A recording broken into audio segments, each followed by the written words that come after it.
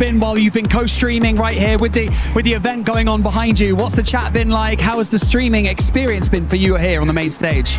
Jadi gimana pengalaman kamu tentang live streaming di Paris di IWC ini? Begitu pula juga dengan ya apa sih vibes chatnya dari selama ini yang bertanding dan juga pengalaman kamu juga live stream di sini? Pertama-tama mungkin dari peralatannya ya kok, karena peralatannya di sini benar-benar bagus, benar-benar disupport banget. Saya senang banget bisa difasilitasi buat bisa jadi co-stream di sini. Dan untuk viewers di live chat, mereka semua senang karena melihat peralatan yang proper ada di sini. First of all, I just want to say this is like the best equipment I have ever found. This is like a full equipment that I never even used myself. So it's just like a very surreal experience so far. Yeah. Well, and Jang, it's an absolute pleasure to have you here at EWC. PMWC has 2 more days of competition and we can't wait to see you on your co-stream popping off. So thank you so much for joining us in this interview. Enjoy the rest of your experience here and we'll check back in with you on Sunday. Back to you guys. ไม่ออกติดกูหันหลังสมองนะเอาเลยนะขวาตัวเดียวที่เหลืออีกตัวหนึ่งน่าอยู่ซ้ายก็จอดนะก็มีตาสุดอะตัวเดียวตรงนั้นตัวเดียวไอ้ก็เจนก็ลึกกันรอได้คิวป่ะตัวท้ายอะได้หมดเลย E-Arena coming in hot, wanting to maintain that first place. And boy, what a start for this team here in day 2, even though we're going to be playing some matches from day 1. Still, E-Arena, this is what we've been wanting to see, especially when you teased us with the 29 eliminations. Yeah, I was like, we cannot afford to see a flash in the pan kind of performance from E-Arena, but man, they delivered.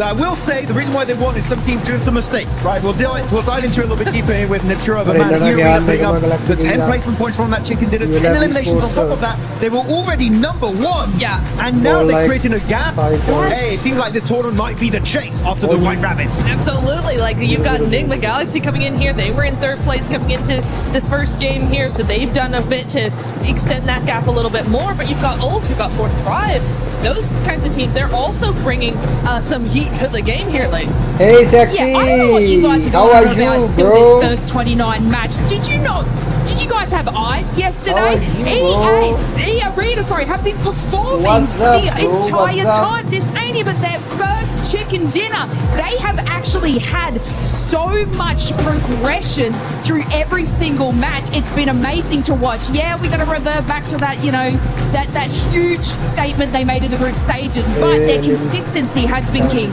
Yeah, and for Enigma Galaxy, it's all about that.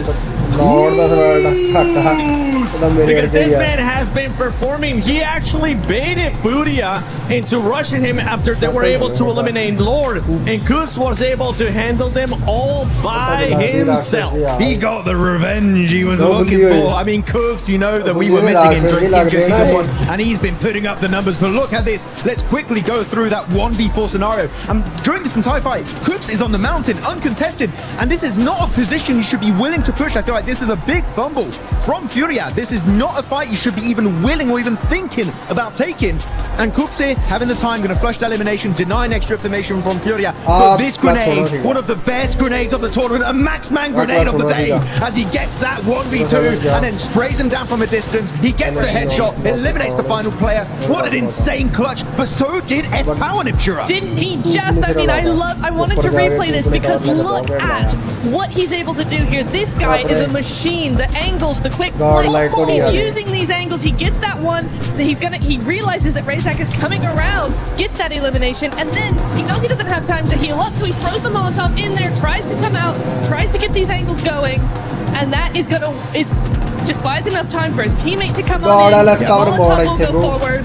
It's fantastic. I gotta say, that Molotov he put to try and clear his backside, that was one of the best Molotov. That is a global level Molotov coming out from S-Power. He is showing he has what it takes to be up here. Absolutely. I love what we're seeing from him today.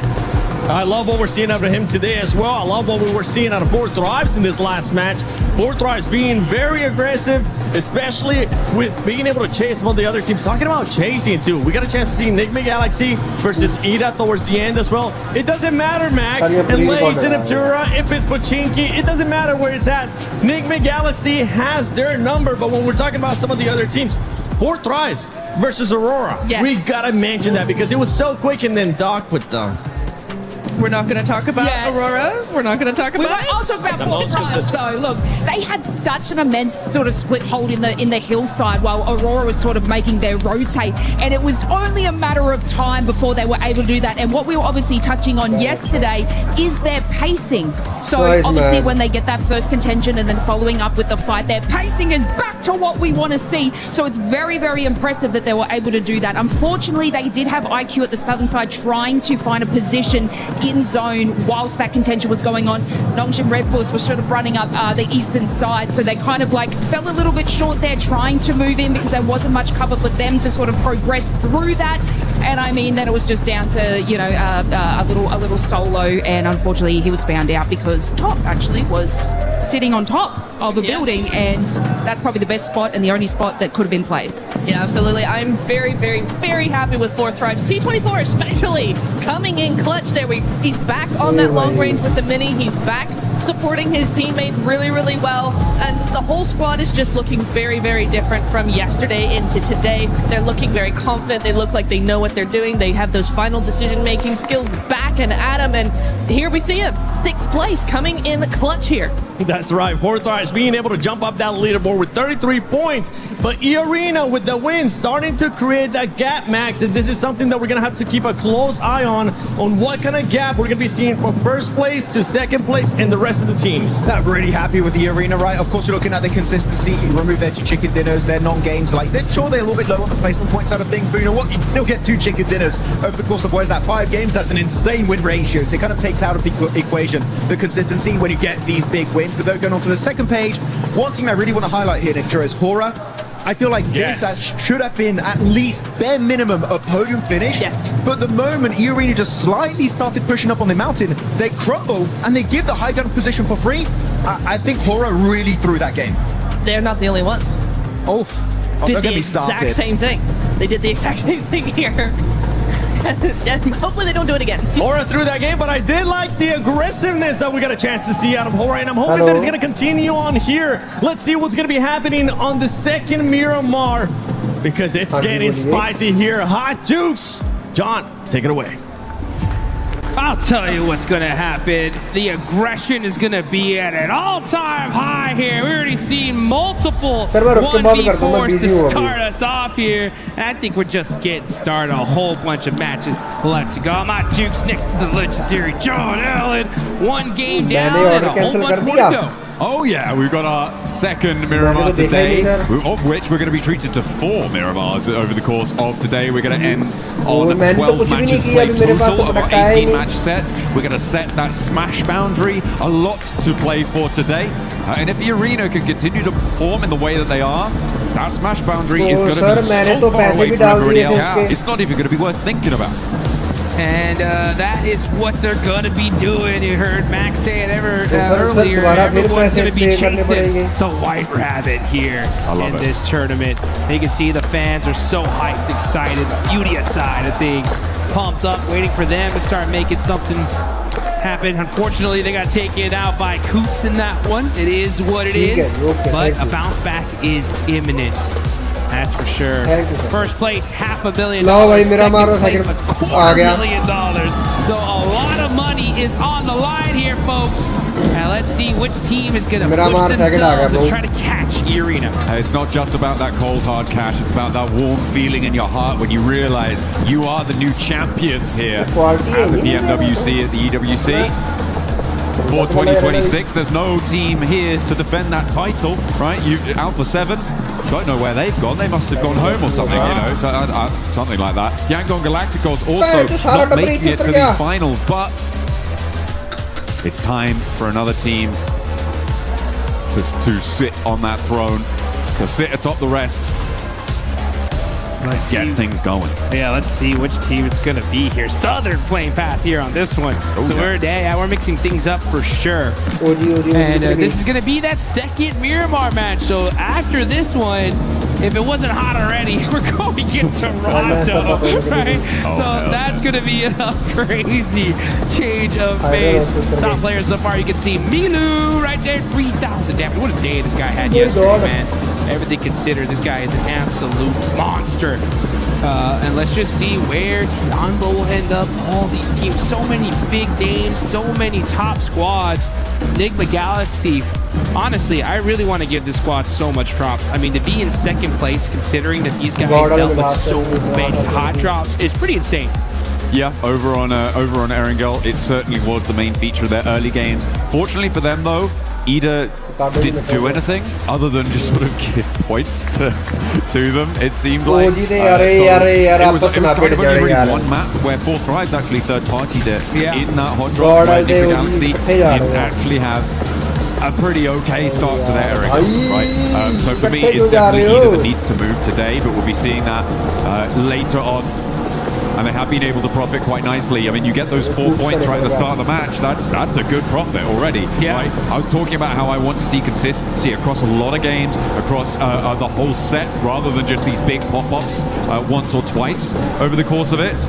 And that's exactly what you want, right? If you're able to get 4 points, it's not unlikely you can get 1 or 2 more, and that is a massive boon to your point-scoring tally. That's what Enigma Galaxy have been able to find. Yeah, and again, fortunately for them, it works out with the fact that A7's not here. They're taking El Pozo, which is one of the highest loot areas, if not the highest, in this map. So they're going to be very, very well kitted. They've made some great plays this tournament so far.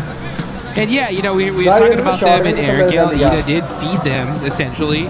But you still got to beat them, you know what I'm saying? And it's not easy to win a hot drop and keep everybody up.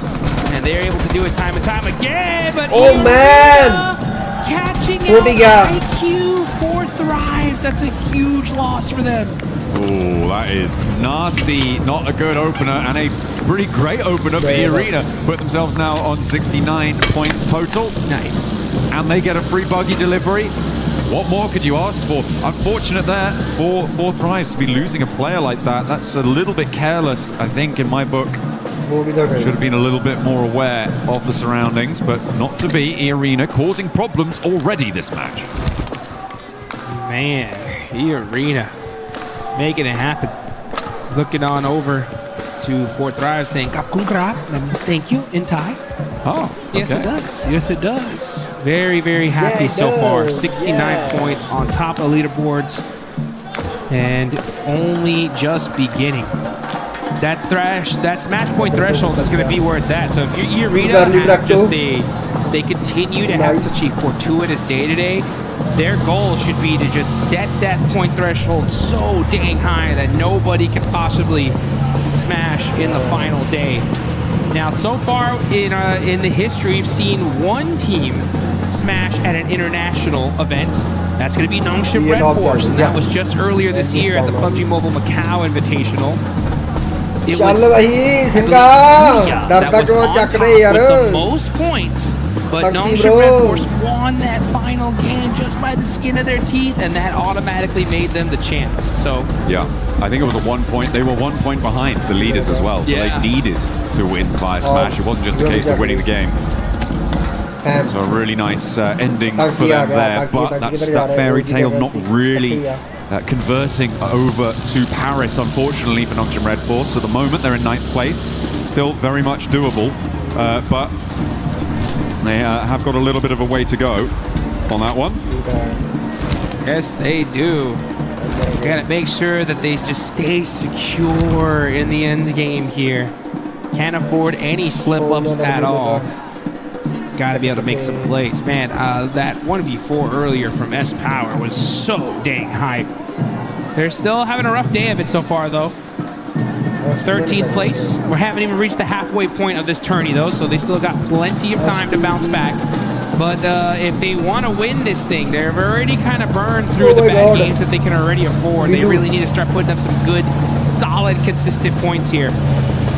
Because when you see E-Arena on top, that's a major threat. I mean, we've seen this team earlier in this tournament break a PUBG Mobile record for the most points.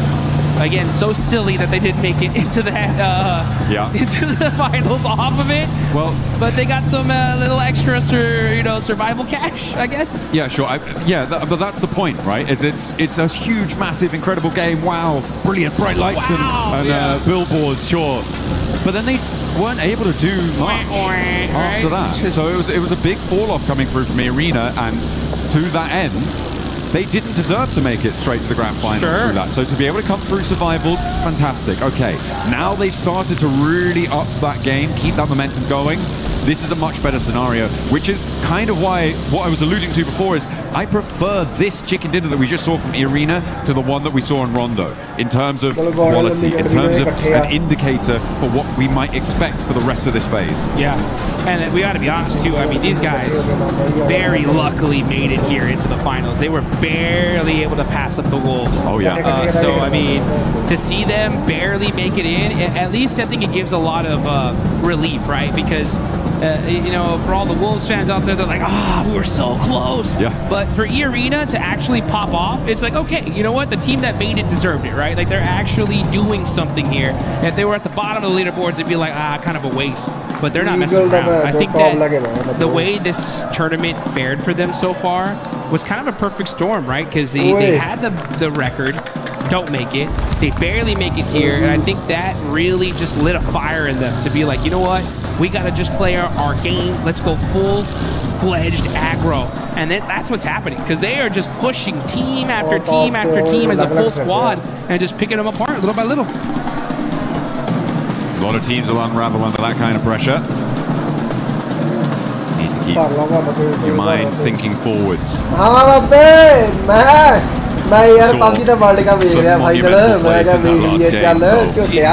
I'm hoping that the nerves aren't going to be too rattled for a couple of our squads. It's going to be difficult, not only on the losing side of those fights, but again on the winning side of those fights, because in those scenarios that adrenaline just hits your system, and it can end up, once it drains out after the end of the game, that can be a real detriment to your performance, and that's when you need to rely on the rest of your team, on the advice of your coach, on the feeling of comfort, hopefully, that you can find with the rest of it, to be able to absorb the impact of falling from that great height. Yeah. And, okay. Well, speaking of height, right? The zone goes all the way up to the tippy top here. Going back. Yeah, near Crater Fields, near that Patron area. We just saw this circle not too long ago. The last match. So teams are going to be trying to take a similar spot to what they had here. Arena, like, why don't we go to that same spot we were at last time? We won from there. We'll take that. Yeah, I mean, it's a little bit further west. It does keep a lot of those Crater Fields areas in, but it is very similar. You're right in terms of that location. Aurora spotting a Furia, but Coops will not stop in just one game. He's going to find shots onto them again. I feel like they should definitely be aware of his location. You know, Furia. A good thing. Yeah, that's Miramar for you. It's tough. I mean, you're trying to rotate, and losing players on rotation is a rite of passage here. You try to avoid just sometimes there can be that one there waiting for you. You can see Godlike getting hammered up. And all these players just ridiculously good at shooting people out of vehicles. And Jiggle, Aura, I heard the crowd pop off. Jiggle ends up taking a quick They did it last time very early on. This time it's taken them a couple more minutes, but same start to unfold. Managed to transition down towards that south and look to control the really sharp high ground that sits to the east of Crater Fields and overlooks a lot to that south side. So a powerful position for them to hold if they can maintain it. A little crash between Flash over on the east side and Vitality. That very quickly concludes with one casualty. Win trying to get some revenge, but not really connecting. Razak bumbles over the top, but doesn't eat damage either. There goes Vitality, rotating away. They take that elimination and run with it. Federales driving outside of the zone here, maybe looking for another vehicle. Seems that's what they have their eyes on here. No Fear popping out the buggy, though. Going to be putting some pressure onto Aurora. They're on the rotation, and they're going to get caught out by Ulf. No Fear's going to push up a little bit closer here. Scarface through the nade into the building, catches out top, and that is Aurora getting picked apart here in match number 2. Only one player now left standing. I do not think Doc is going to get the backup. He is over 500 meters, 700 meters away from them right now in the shadow of Nickby Galaxy on the west side. Oh This is yeah. an easy set of flushes coming through. Alright, no, Have no, got no, this correct, yeah. roadside compound. They got quite a decent amount of cover. It's Horror who sit on their northwest across the road, up on that high ground. So for them, for Ulf, I'm feeling like they're fairly safe. This next circle might put more pressure on them, but being as central as they are, it's unlikely. Yeah, they're sitting pretty. They don't pretty much have to move very much at all. And yeah, they don't have to move at all here with this next circle. Vitality, though, over there by water treatment, they're going to have to push on in. Near Nongshim Red Force on the south side are going to have to get into some battles here very, very shortly. And that's just because Nongshim always land on that southern end. So a northern circle like this makes them late to the circle. We'll see what their decision making is here. Position as Sleepy gets a nice knock there on Aaron. S2G are also pushing in from this northeast side. Aaron. Oh man. Oi. Vehicle, but there's a beautiful spray down. What a response Down. coming through from 10 down, Solus, bro. holding at the face of the push. Nice, Qzed Larry. turning around, but Solus has more left in the ammunition. Wow. We'll find a third. Looking for now the last player of Tiamba. Qzed with the M249 is being hunted. Ketch steps into the fight to assist his teammate, but there is still more to do. Qzed won't go down. Down, bro. He finally falls, and Solus, Yeah, crack it. face of Tiamba, says not today. Not today, indeed, as Ulf Very with a down. beautiful stiff arm onto Tianba. And oh, you can see the pressure is on. You can see the player gap catch. Tian gayi, bhai, Relieved Tian after gayi. that one. What a play from Solus, though, to be able to shut him down. There you go. Tian bounced out of that compound. It was not to be. I mean, what a lineup there. A little bit wayward on the crash. It felt discoordinated between the two players in the vehicle. Not quite what you want to see from Tiamba. I don't want to say lazy. I feel like it was being harried by Horror with the off angles there on the northwest side. S2G were putting pressure on the back of that, and it became a little bit too chaotic. They couldn't quite find their way through it. There was no way that they could navigate that storm, unfortunately. But for Solus, that is bach gaya. 1v4 Jukes, but it was pretty damn close. That's Kya need mara yaar. gets here, folks. I'm telling you, big plays coming out of here in the finals. Oh, bhai, bach gaya. Peppered by Al-Ula. This is with the replay here. Solus. Mara rush. Oh, wait, ek. Taking out that duo. And No. still finding himself some good movement here. N. Yeah, as soon as he sees Cha. QZ, Oh, yaar ki yari laga. an accident and Char. gets the knock. Oh, okay, we're back there. Rush. Oh, nice. Oh, nice. Hey, one. Looking for another Ula as gaya. well. There are 3 players alive on side for Alula, but there is damage pouring back over towards Vitality as Razy now and Axel have to step into the fight to try and keep this one going. Razak gets shut down though as S2G are flowing out to third party on the north side here.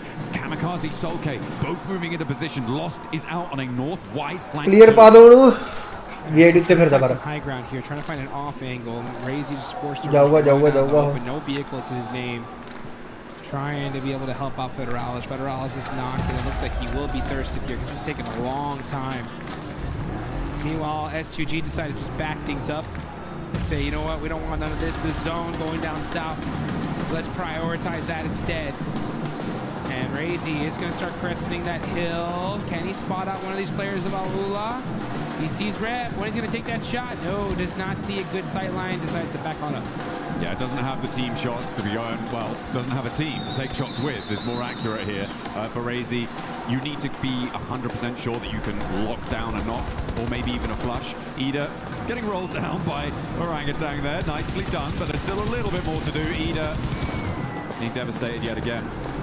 Nice, bro. Nice. Chuck de. Ataki rush. Full rush. Chuck de. Need mar pa chode. Oh, yeah, nice, yeah. Hey, nice. Oh, nice, bro. Nice, yeah. Well done, bro. Well done. There we go, and that's going to be the 15th place team so far.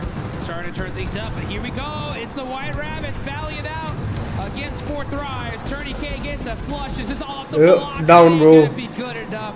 E-Arena just putting in that work, and they're going to keep their whole team alive. And back up they get nicely done. Oh, ji 2 bending रह गई. Razy doing a lot of work against Alula. Hang on. Oh, nice, yeah. This is a solo against Alula on the Ula north गई. side? Where did that come from?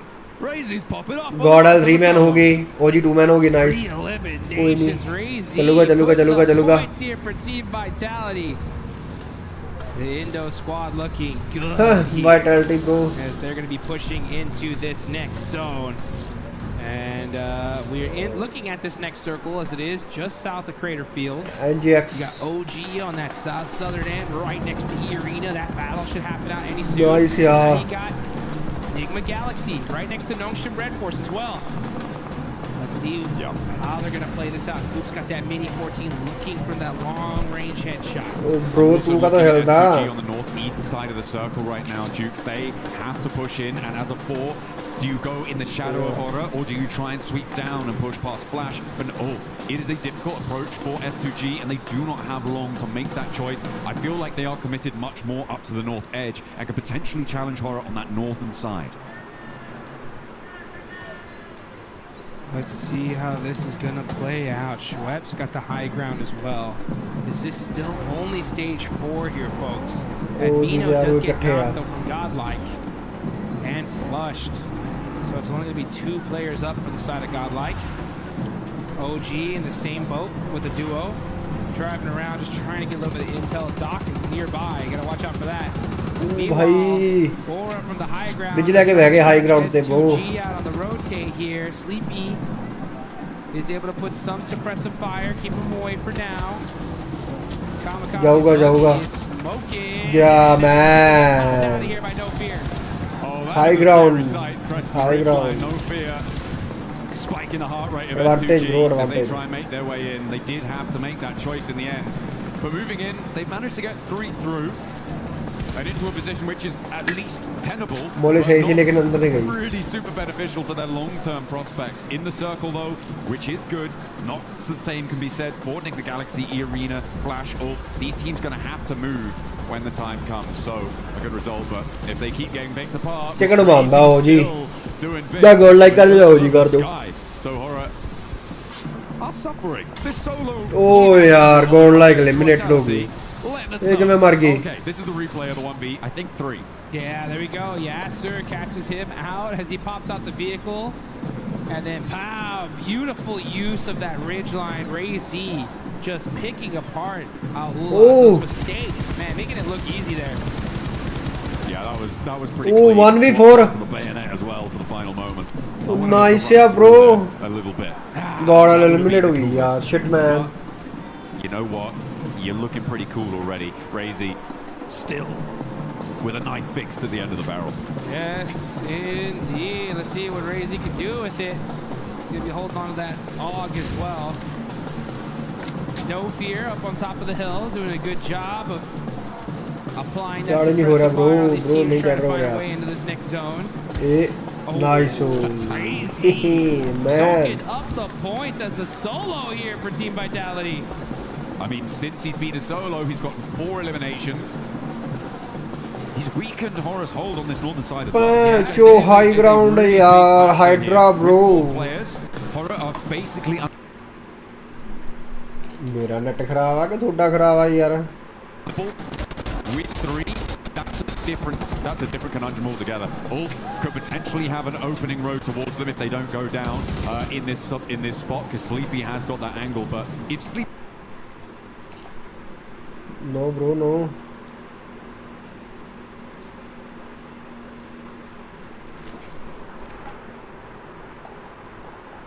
Net तो चली जाता है यार. आया ना करो.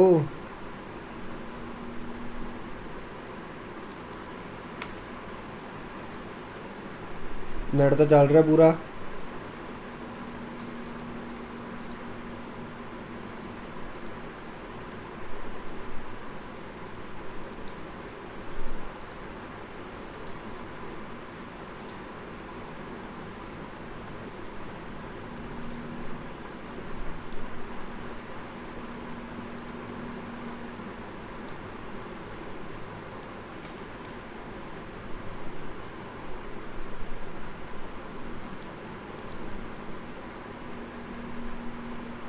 Hot in Rondo. Sleepy has got that angle, but if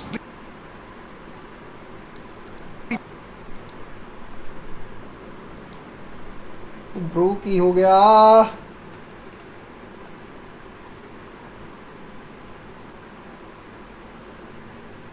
What the fuck man net चल रहा सब कुछ चल रहा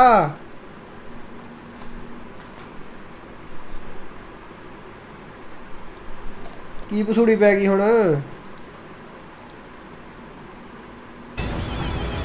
सब तो चली जांदा लै Sleepy has got that angle, but if Sleep भाई की करता वो देखा स्नैक्स कह रहा snacks bro where are you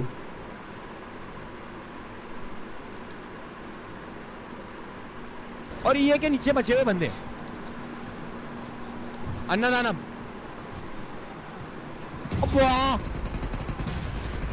पूरिया अच्छी न्यूज़ है अपने लिए और अपना बंदा नॉक हुआ बाजू अपना बंदा किससे नॉक हुआ भाई कौन मर गया अरे आरू नॉक फिनिश हो गया और अपना आरू नॉक फिनिश किससे हो गया 10 एचपी अपना लड़का टॉप 8 लेके आया आतंकी रह गया ब्रो अरे उनमें कहां से नॉक हो गया नॉक फिनिश आरू अच्छा राइट में कंपाउंड वाले एफएल वाले ओहो भाई सोलो सर्वाइवर बहुत है रे ये डॉग वगैरह मर गए तो अपनी पोजीशन ऊपर आ जाएंगी हो गई टीम गई टीम फ्लैश गई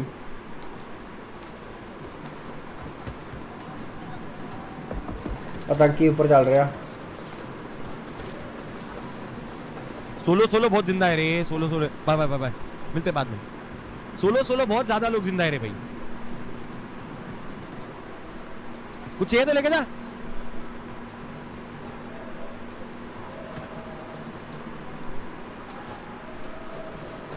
ओ भाई ओ मैन S2G वाले मार्क करके रखे पाजी को पाजी के एकदम कंपाउंड के एंड में जोन है क्या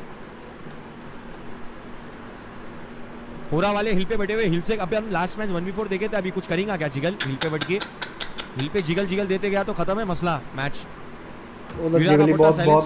इसके लिए साइलेंस है कास्टर इसके लिए आप लोगों को कास्टर की आवाज नहीं आ रही because silence is playing man Vitality का रीजी जो 4 किल लेके बैठा मेरे राइट वाला लड़का रीजी के लिए पूरा पागल हो गया भाई स्नैक्स ही चली जाती है ना दी नु की हो गया maybe not. Darts back a little bit. They're waiting for the peaks. This negotiation on the north side is tense. S2G isolated right now on the southeast side of all of this. Sort of all just playing in the same spot. Looks like they're trying to start to move out now, which I like. I think it's the right decision. And we've got solos from Aurora, solos from Ulf, as well as Orangutan. Maybe the first of those to go down, but does take a fair chunk out of loss before he goes out. Put some damage on the board. Oh yaar, tanki bhi ja yaar. Shit man. They definitely need to win. They're in 12th place. Win will definitely put them in a good position. Tanki bhi ja yaar. Furia the same boat. Let's see who's going to take this chicken dinner. The Aura rocking a 2-1 split with Jiggle on the absolute high ground here. Don't forget about Doc though. Aurora all by himself. He's still there. You can see him. He is just holding that spot and starting to soak up some placement points. There are only 6 teams remaining. The thing for Aurora right now is that they know there's a solo on the north side, which gives them a little minor advantage if there's going to be a third-party fight between them and Furia. Raze's angle might not be known. S2G take a shot from Eren, who is their solo from Ulf. And Eren finds the flush as well, so S2G now down to 2 players. Jukes, there's a lot of solos here, but they aren't without their opportunity. Yeah, that's for sure. They can win this whole thing if the timing ends up perfect. See, nice shots there from No Fear. Oh yeah, down. Confirmation too. MSG's really hurt. Thought he's going to throw the pan there. Yeah, no. that would have been nice. Pulls to say, take some of this. How about some of that? Long nade. Not able to get the finish. And it looks like S2G should be able to get the res here. Does he have a Molotov for another nade? Because I mean, he has the high ground. He might have the arm to get there. It doesn't look like they're going to go for it. The res likely to be coming through now. For S2G to keep themselves alive. It's Razy that I've got my eyes on still. From Vitality. He's got so far. From such a distance, Eren. Most likely the next solo to fall. Down, And is very close to Doc for Furia. That could be a dangerous spot if they're caught unawares. Oh, he's hopped out as well. Doc might just be able to get away with a free elim here. There's a nade in his hand. This is not where you want to be for Igors if he doesn't hear this pin. If he doesn't get out of the way, this might just be a free knock, but he's into the vehicle again. And I think he's read into it. He's up into the wall now. Doc has to hold his little shack out in the open. Silence and Furia just waiting for this fight to happen. These guys are going to wait up to the last second here. The zone is closing. Okay, Jiggle backing things up, and he goes right into Razy. Gonna have to play great shots, but Sleepy, great teamwork there to be able to shut him down. It felt like that was the opportunity there. Jiggle stalling on the buggy slip, but just didn't quite finish off that spray. And the backup from Horror, of course, they did know he was there. As I was saying earlier, after losing a player to him was good news. Oh, another solo goes down. That will be the final solo out. So we are playing 3v3v2 as Furia in with a chance here to put that chicken dinner on the board. Same story for all three of our teams. I feel like S2G are the most suppressed in their area right now. Yeah, but they're suppressed on the leaderboards too, right? So literally all these teams desperately need this game. Gonna be big points regardless. You can see right now, 8th place, 11th place, 12th place. It's gonna help them out big time. Let's see what No Fear can do with that high ground. This is stage 8, folks. The zone will be closing into nothing. Once that zone pops, Sleepy applying that pressure on S2G. He's got the intel now, knows exactly where they're at. He's got a couple nades. Gonna go ahead and use that high ground to try and get the shots. But some big shots on the Aura. That's No Fear eliminated. That angle being gone is critical. A really nice pick up there over onto the high ground, as well as Jiggle going down. Leaves Horror now just on the one player alive. Furia want to regroup, and the descent comes through from the last remaining player for Horror. Sleepy, who has broadside on Lost, but he's not taking the shots just yet. I think Lost spotted him just before he ducked behind the ridge. And he has to drop down a little bit further to be a bit safer. Spots Lost. Headshot. But doesn't quite get that full-blown knock just yet. And then they roll. S2G gaya, nice. His teammate and maybe a 1 versus 2. Furia now sat with their players. Oh, down man. Nice, yeah. 3 players now left for it to deal with, but there's a P90 outside. He's behind those trees. Oh, we got. Chicken yaar. Furia chicken le gaya. Find the chicken in here. And Furia fight back. Furia chicken le gaya, bro. Furia chicken le gaya. Dinner was only gonna take a little while, and it happened to be just 2 matches here into day number 2. So Furia get the win, and the crowd is pumped up for their team here. A huge win for the side of Brazil. Absolutely beautiful stuff. I think it was 9 elims towards the end, something in that region. It's a massive jump for them as we talk. Mainu dikha de, tainu ki dikhawa main? 18 matches, a game like that will give you the foundation that you need to jump up to be in contest. With E-Arena going down fairly early, going down fairly early, a couple of elims on side for these teams, but that is going to be exactly what you need to be doing. Keeping that mindset on side. कल कौन आया सी randomly कौन सी कौर जे कौर सी क्या कौर दे सी पता नहीं कौन सी ਉਹ ਨਾਲ ਖੇਡੀ ਜਾਂਦਾ ਸੀਗਾ ਤੂੰ ਉਦੋਂ ਦੇਖ ਰਿਹਾ ਸੀਗਾ ਮੈਂ ਭੈਣ ਚ ਤੂੰ ਲਾਈਵ ਹੀ ਨਹੀਂ ਬੈਠਾ ਸੀਗਾ ਲਾਈਵ ਖੇਡਿਆ ਕਰ ਸੋਹਣੇ ਆਏ ਦਾ ਕੀ ਫਾਇਦਾ ਇਹਦਾ ਸਵਾਦ ਹੀ ਨਹੀਂ ਆਉਂਦਾ ਖੇਡਣ ਦਾ The leaderboard going to be balanced out a little bit right now because, like you mentioned, top teams go out, teams in that mid pack start moving their way up.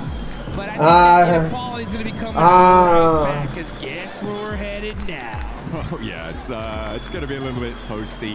Live ਖੇਡਿਆ ਕਰ live ਤੂੰ ਹੈ ਹੀ ਨਹੀਂ ਸੀ ਉਦੋਂ ਮੈਂ ਦੇਖਿਆ ਸੀਗਾ ਮੈਂ ਇਹ ਲਾਈਵ ਖੇਡੀ ਜਾਂਦਾ ਹੋਵੇਗਾ ਤੂੰ ਹੈ ਹੀ ਨਹੀਂ ਸੀ what was it 2 1v4s at least 1 1v3 a couple more why not ਅੱਛਾ ਉਹਦੇ ਪ੍ਰਮੋਸ਼ਨ ਕਰਾਉਂਦਾ ਸੀ ਠੀਕ ਆ ਉਹ ਪ੍ਰਮੋਸ਼ਨ ਦਾ ਆਪੀ ਹੋ ਜਾਵੇ ਝੋਟਿਆ ਉਹ ਕਰਾ ਕੇ ਹੀ ਕਰਨੇ ਆ The impact he had also cannot be ignored. If 4 players were alive for Horror in those final circles, I think they win that. Yeah. Without Razy having that impact, it completely allows Furia to be so much more free and easy on that western side. The suppressive force of Horror on that north edge is so much assuaged. So I think that is a very, very important part of that last game that maybe flew under the radar for a couple people. Yeah, you got to be hyped up for Razy. 1v3, then finish it with a 1v2, and you guys got a 1v1 and watch the rest of these matches coming up in just a bit.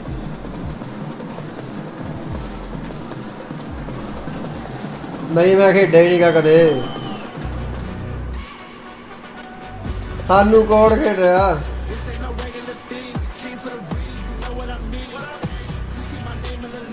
ਉਹਨੂੰ team ਚਾਹੀਦੀ ਆ team ਯਾਰ ਪਤਾ ਕੀ ਆ ਆਏ ਹੋਇਆ ਦਾ ਫਿਰ ਨਾ ਉਹੀ ਗੱਲ ਜੇ ਨਾਲ ਰਹਿ ਕੇ ਖੇਡ ਲਈਏ ਤੇ ਨਾਲ ਰਹਿ ਕੇ ਖੇਡ ਲਈਏ ਹੁਣ ਕਈ ਹੁੰਦੇ ਆ ਸਾਨੂੰ ਕਿੱਲ ਕਰਾ ਹੁਣ ਭੈਣ ਚੋ ਵੀ ਅਸੀਂ ਤਾਂ ਫੜ ਕੇ ਕਿੱਲ ਕਰਾਉਣੇ ਆ ਉਹਨੇ ਅਸੀਂ ਕੱਢ ਲਈਦੇ ਆ ਮੈਂ ਤਾਂ ਪਿੱਛੇ ਰਹਿ ਕੇ ਵੀ ਕਿੱਲ ਕੱਢ ਲੈਣਾ ਹੈਗਾ ਇੱਥੇ ਰੌਲਾ ਪੈਂਦਾ ਹੈਗਾ ਆਪਣਾ ਹੋਰ ਨਹੀਂ ਕੋਈ ਦਿੱਕਤ ਹੈਗੀ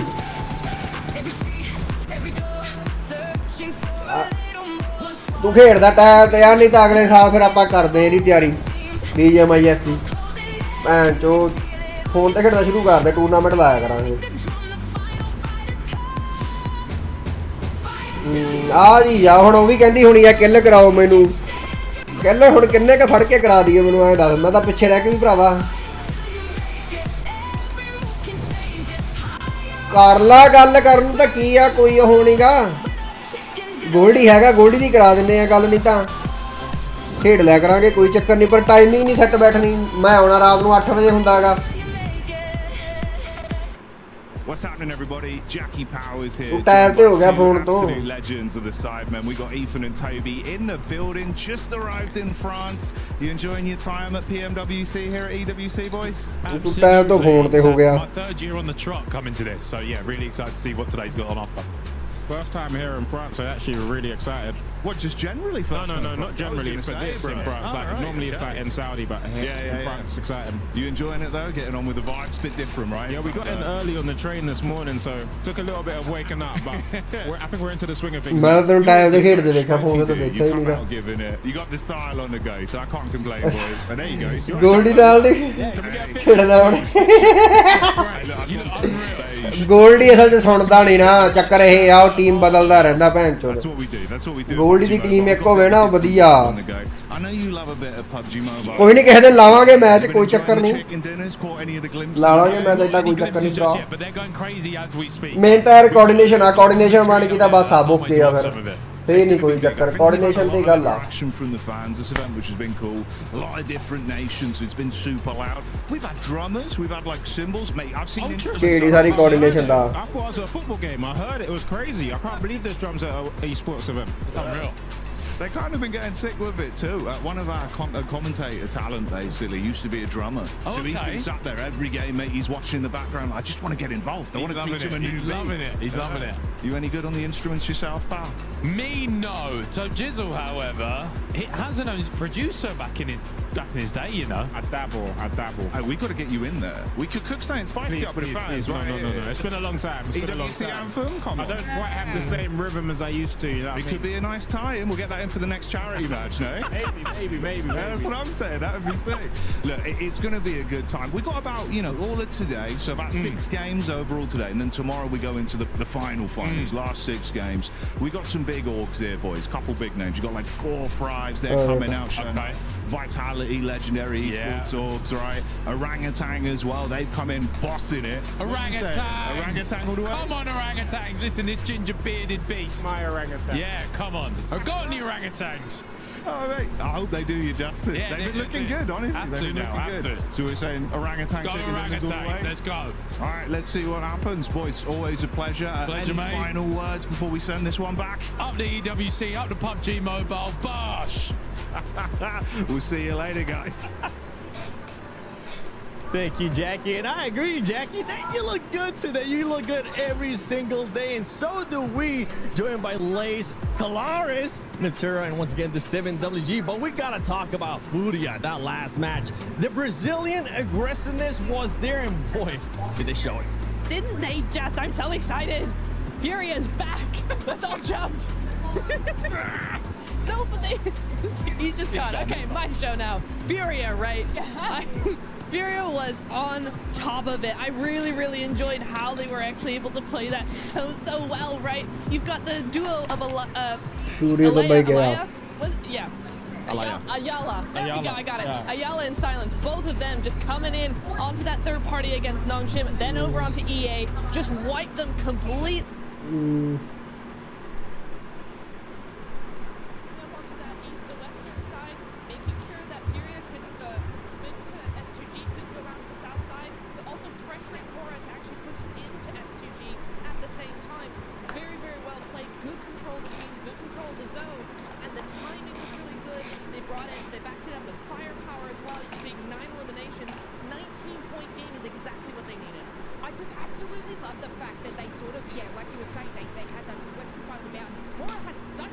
Setup though, right? Yes. So I was getting a little bit scared in the I guess final moments because that zone closing in pushes them off the mountain. But my guys just down there scouting for the entire team, able to get that little 1v1 out of the way, and then cabling that site so that when they obviously descent down the mountain, Sleepy comes down the mountain further through this and just cleans it up easily. Their timing today, Neptura up just wiping through again, so backing you up. That was just such a smooth play from them, and when we're used to just seeing gun की आवाज आ रही ना, और वो gun की आवाज में हल्का सा डिले रहेगा, हल्का सा, थोड़ा सा.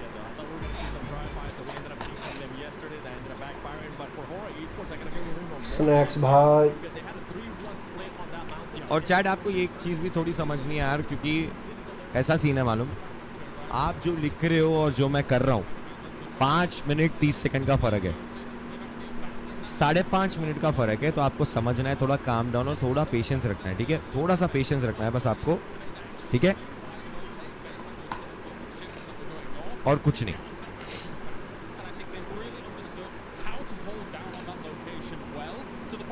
क्या चल रहा है पीछे, दिखा तुम देखो. प्लेयर्स ब्रेक पे गए by the way, players break पे गए. प्लेयर्स गए ब्रेक पे, ਆਪਾਂ भी ब्रेक ले लिए.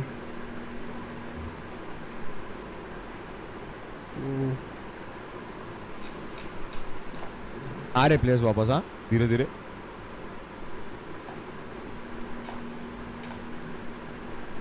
अब अपना पहला मैच चालू होने वाला है रोंडो, एंड यहाँ से एक अच्छा मोमेंटम जरूरी है. रोंडो में जो गन फाइट होगी दोनों टीम की वो अच्छे से निकाले, और उसके बाद अपने को, और ये क्या पहना, और ये क्या फिल्टर है, देखो वो पब्लिक में दिखा रहा, देखो ये फीड पे नहीं आ रहा, बट देखो वो देखो क्या क्या फिल्टर लगा दे रहे भाई. तो मैं ये बोल रहा हूँ कि इम्पोर्टेंट है रोंडो, दोनों टीम के लिए गन फाइट निकालना है, किल्स निकालने, सर्वाइव करके अच्छा गेम निकालना है, क्योंकि अब कमबैक देना इम्पोर्टेंट है. अभी ज़्यादा हो रहा है भाई.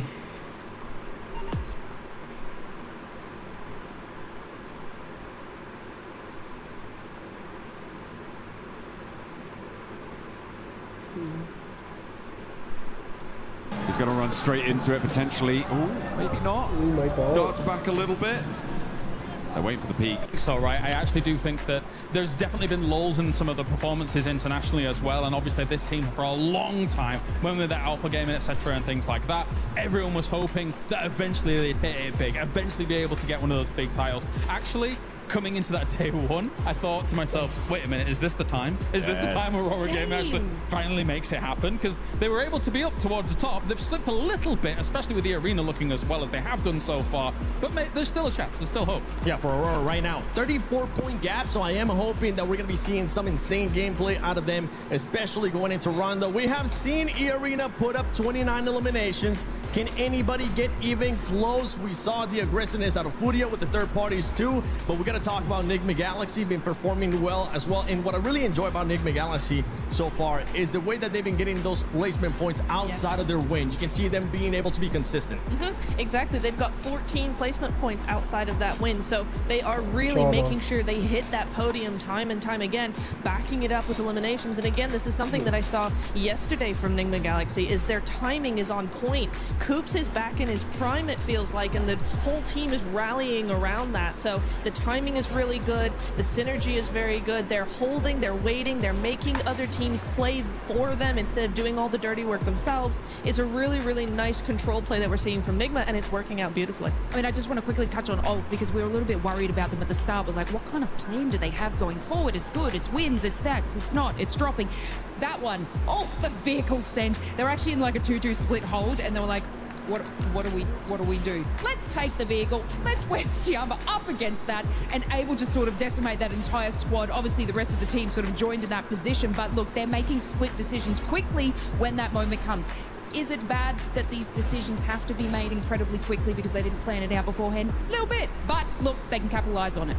It is. One team that I'm going to be looking to hopefully capitalize here in Rondo as well when we're talking about eliminations is going to be none other than Tiamba has been quite slow today. We've seen them just going down that ranking, and it's a team that needs to be able to bounce back because guess what? It's all about eliminations. Yes, they do end up having some placement points, but it wasn't of the likes that we know they're capable, especially with what we saw in Survival. Yeah, Milo and QZZ have looked fantastic throughout the entire tournament, right? And Milo really rose to the occasion after QZZ was able to get the MVP title on previous internationals. I do think that, yeah, it's been a bit of a slow start for them, but regardless of that fact, there's definitely an opportunity for them to get back to fragging power, fragging potential that we've seen from them in the past.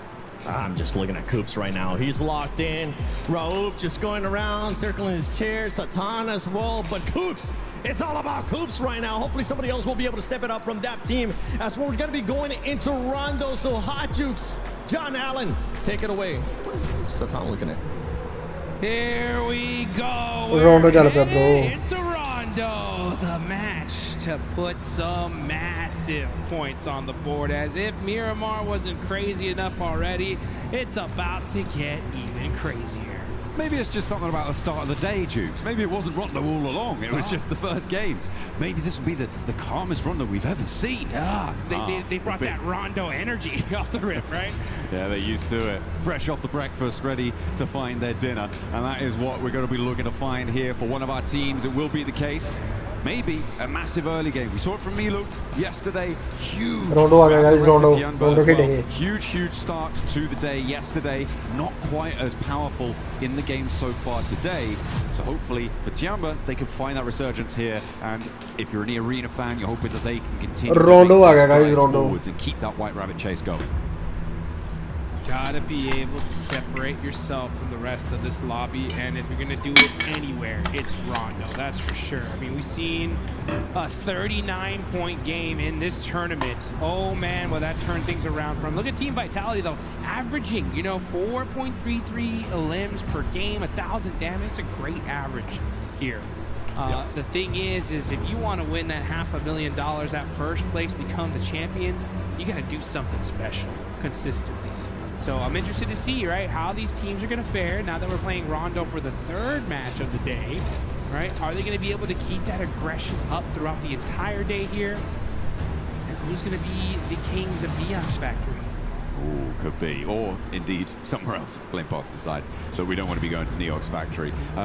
In general, when you're talking about podium competitors, you're talking about teams who are looking to get about 10 points average. 10 to 12 points average tends to be where we see at the end of these game sets a first place type scoreline being. That generally is a great indicator that you're performing at the level that's needed to rise above the rest. So hopefully our teams will be able to keep that on side and being able to get, as we were seeing, sort of mid-4 elims average, being able to complement that with placement points is very, very important. There are a couple, I think, of teams who have a distinctly higher average on those elims than others, but it is definitely something that you need to be focusing on to join up at that 10-point average, because right now I think quite a lot of our teams are falling short of that metric. That's a fact here. And if you want to be able to get in that metric, though, this is the place to do it. You can see these players are locked in, they're focused. They understand what's at stake here, just how important Rondo is for your total tally. You only play it 3 times in this whole finals here. And this being the second one. 6.3. Yeah, 6.3 average from. Website busy होनी है, जाने के नहीं आगे देखने वाले हैं. Hello Yash bro, how are you bro? हाँ बोल बोल. और नहीं साढ़े मैं तो live देखी है ना तो Grand Final आता.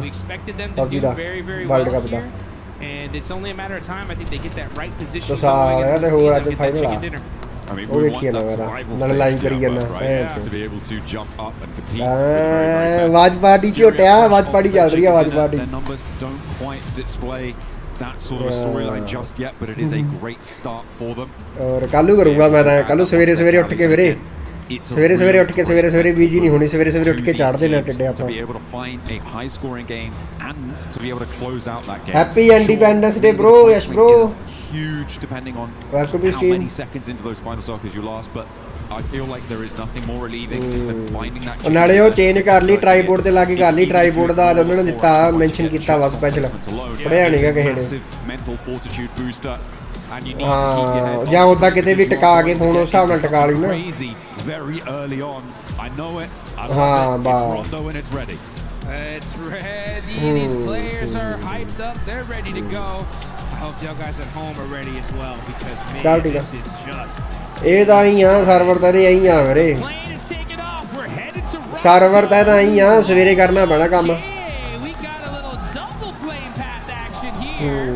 ਸਵੇਰੇ ਅਪਲੋਡ ਕਰ ਦੀ ਕਰਕੇ ਰੱਖ ਲੈਣਾ ਕਰਕੇ ਰੱਖੀ ਹਾਂ ਬਣਾ ਕੇ ਰੱਖ ਲੈ ਬਸ ਸਵੇਰੇ ਅਪਲੋਡ ਕਰ ਦੀ ਰਾਤ ਨੂੰ ਅਪਲੋਡ ਕਰ ਜਦੋਂ ਜੀ ਕੀਤਾ ਅਪਲੋਡ ਕਰ ਦੀ ਚੱਲ ਠੀਕ ਆ ਮੈਂ ਵੇਖਾਂ ਯਾਰ ਮੜਾ ਜਾ The same is true vice versa, right? Yulin is further along that plane path. What this is going to do is split these hot drops up. It's going to make them slightly less chaotic, Jukes, but more teams may want to go for them because of that. Yeah, and those teams that normally like to go to Neox Factory, if you're in that other plane, you're going to be there late, so that's going to put you so far behind. So teams are going to have to adapt on the fly, switch drop locations, and make these decisions very, very quickly here. Hydra land ball आ गया These squads are out. Top players छोटी right यूं नहीं जा रही है Face from Oop, okay, 16 eliminations, Mormon right behind him, and of course Milu right there as well. Yeah, Scarface on those damage numbers as well, right on the heels of Milu. अरे यार बढ़िया बढ़िया आप बताओ यश भाई कैसा है सब ठीक ठाक है Very quickly into this match because teams are now starting to touch down in towards Neox Factory. They'll be grabbing those weapons. Yulin also will now be occupied, and things are going to get hairy quite quickly. As Irina already taking a knock, Tianba as well has already lost one. Irina, by the way, generally preferring to drop out their stadium. ओजी भाई ध्यान से We saw them solos in other matches. Those solo outposts that are near those recall towers, which are a major feature in advantage to that fight in a way that we haven't seen. Advantage. Oh, nice. Damage. Down to a guard. Not good. S power down patch. Oh shit, yaar. S power bro. Beautiful angle from a cop. And that's what happens. Nice, OG. You're just so used to dropping in one particular area, switching it up here. Do set le. Sometimes those little angles can catch you off guard. And OG putting in the work here. Gonna be keeping an eye there on the side of Pull. Ooh, does see Aaron. God, I left it out. Another fight. Here comes Shudia. Applying that pressure to Aura. Sky bandaging here. Waiting to be able to find those angles. He's got some good weapons here, but Ayala gets caught. OG 4 man. Forces Sky to reposition away from the corner. Does take a little bit of damage. But that'll be okay. Remember, the recall towers here in Rondo allow teams to get their players back up and alive, so early fights are the norm. Recall tower bhi pya bade on the edge of this corner, trying to suppress Sleepy, but the UMP in hand nice. gives him a little bit of confidence and the nade to back it up.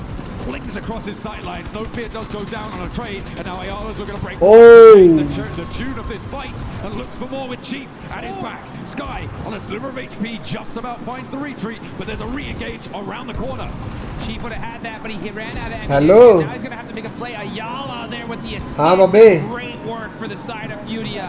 They're going to go ahead मैं फिर करता यार मैं live चली जाता का early points on the board. हाँ world cup चले जाता laser focusing towards the side of Four Thrives. Four Thrives creeping in on this one. A little late to this third party. बा कोई गल नहीं Now they're going to have to battle a pretty kitted and well set up Furia. करके रख ला मैं तो ਵੇਣਾ ਹੈਗਾ ਸ਼ਾਇਦ ਹੀ ਖੇਡੂੰਗਾ ਲਾਈਵ ਵੇਖੀ ਇਹਨਾਂ ਨੇ Too many nades, in fact no nades for T24. Neox Factory's been popping off as well. ਕੋਈ ਨਹੀਂ ਵੇਖਦੇ ਲਾਵਾਂਗੇ ਚੰਗਾ bore the brunt of a lot of damage pouring on their air bro OBS ਹੋਊਗਾ display capture ਦਾ option ਹੁੰਦੀ ਹੈ source ਵਿੱਚ ਜਾ ਕੇ ਉੱਥੇ ਜਾ ਕੇ ਹੋਊਗੀ may have a little bit of vengeance here as Aaron is still in the firefight. Tianba with their south edge. Spot Tizzy sending away, but Tizzy wants to re-engage. Barda. Worked out well for the first spray, but suppresses the angle. QZZ with the nade cooking. Halka Around damage. the corner, but Hyunbin evades the damage. Motion Red for super aggression here. Looking to get some of them early eliminations. Hyunbin with the lay down. Wide out. Oh, yeah. Catches QZZ with the spray. Just keeps Cheesy, that bro, suppressive cheesy. fire on that window. Catches him on the repeat. Obvious bot. And a great turnaround there. Two superstars. Free fire. Halka damage. Instant peek back. These angles. Yongshin Red Force so good at these CQC angles. Down. Man, and Tia eagle down. Recall. the work, forcing कह रहे हैं मर जा कर call. Getting those flushes nice and quickly. Nongshim Red Force with 2 elims. Recall कड़े हो गए. गॉडल ने रिकॉल करता गॉडल ने रिकॉल करता. ओजी फॉरमैन ही है. गॉडल फॉरमैन हो गए. Done nice. किल करो गाइस. एडवांटेज आ मैच जी. करने ही पड़े जो मार दिए. The situation for Ulf is going to find the backlines for Orangutan and slow their approach towards this outpost.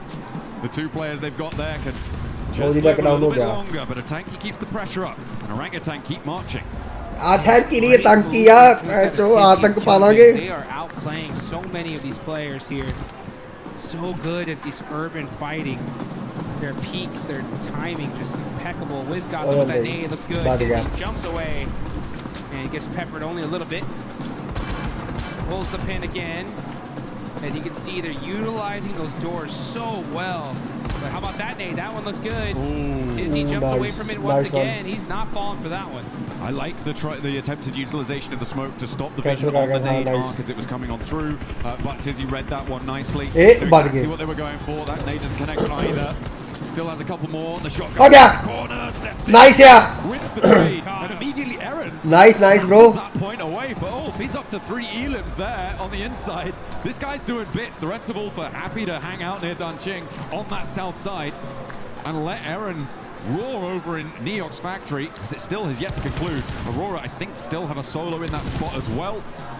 And Aaron does finally go down to Godlike, who have rolled up into the fight in Neok's factory. A late approach as they were forced away over towards main round.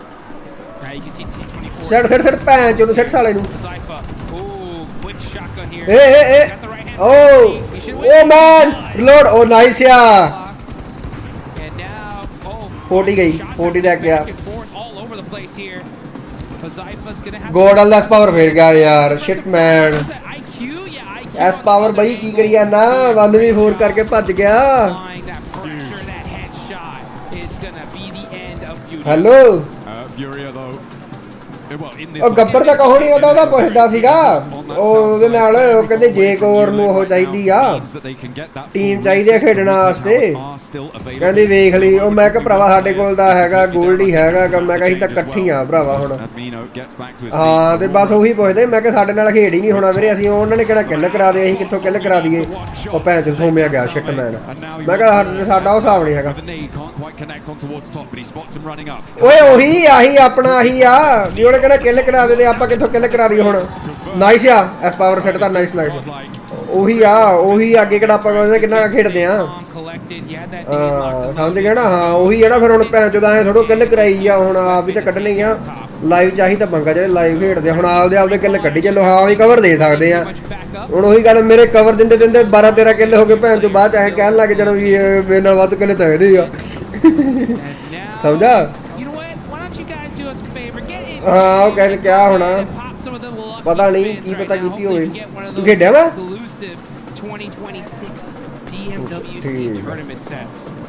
ਆਹੋ ਠੀਕ ਆ ਉਹ ਭੈਣ ਜਦੋਂ ਆਪਸ ਨਾਲ ਭਿੜ ਜਾਣ ਓਏ ਆਪਸ ਚ ਭਿੜ ਗਏ ਛੱਡ ਸਾਲਾ ਆਪਾਂ ਦੇ ਭੈਣ ਦਾ ਆਪਸ ਚ ਭਿੜ ਗਏ ਉਹ ਨਹੀਂ ਸਾਲਾ ਨਹੀਂ ਲੜਦਾ ਉਹ ਭੈਣ ਚੋ ਤਾਂ ਨਹੀਂ ਲੜਦਾ ਉਹ ਨਹੀਂ ਲੜਦਾ ਯਾਰ ਸ਼ਿਟ ਮੈਨ ਤੰਗੜੇ ਮੋਲੀ ਮਾਰੀ pushes us down towards the southeast side. Keeps that northern area above Hongshan in the west of Danqing as well. नहीं लड़ना भरा. Very happy about this. I think their hill there is probably going to play quite well for them. I think Duke. Oh नहीं लड़ना है. Oh नहीं power नहीं. Arena. अब पैसे तो तंकिया नहीं. had an impact on this game so far. Atanki nahi. Very quickly. There's that power.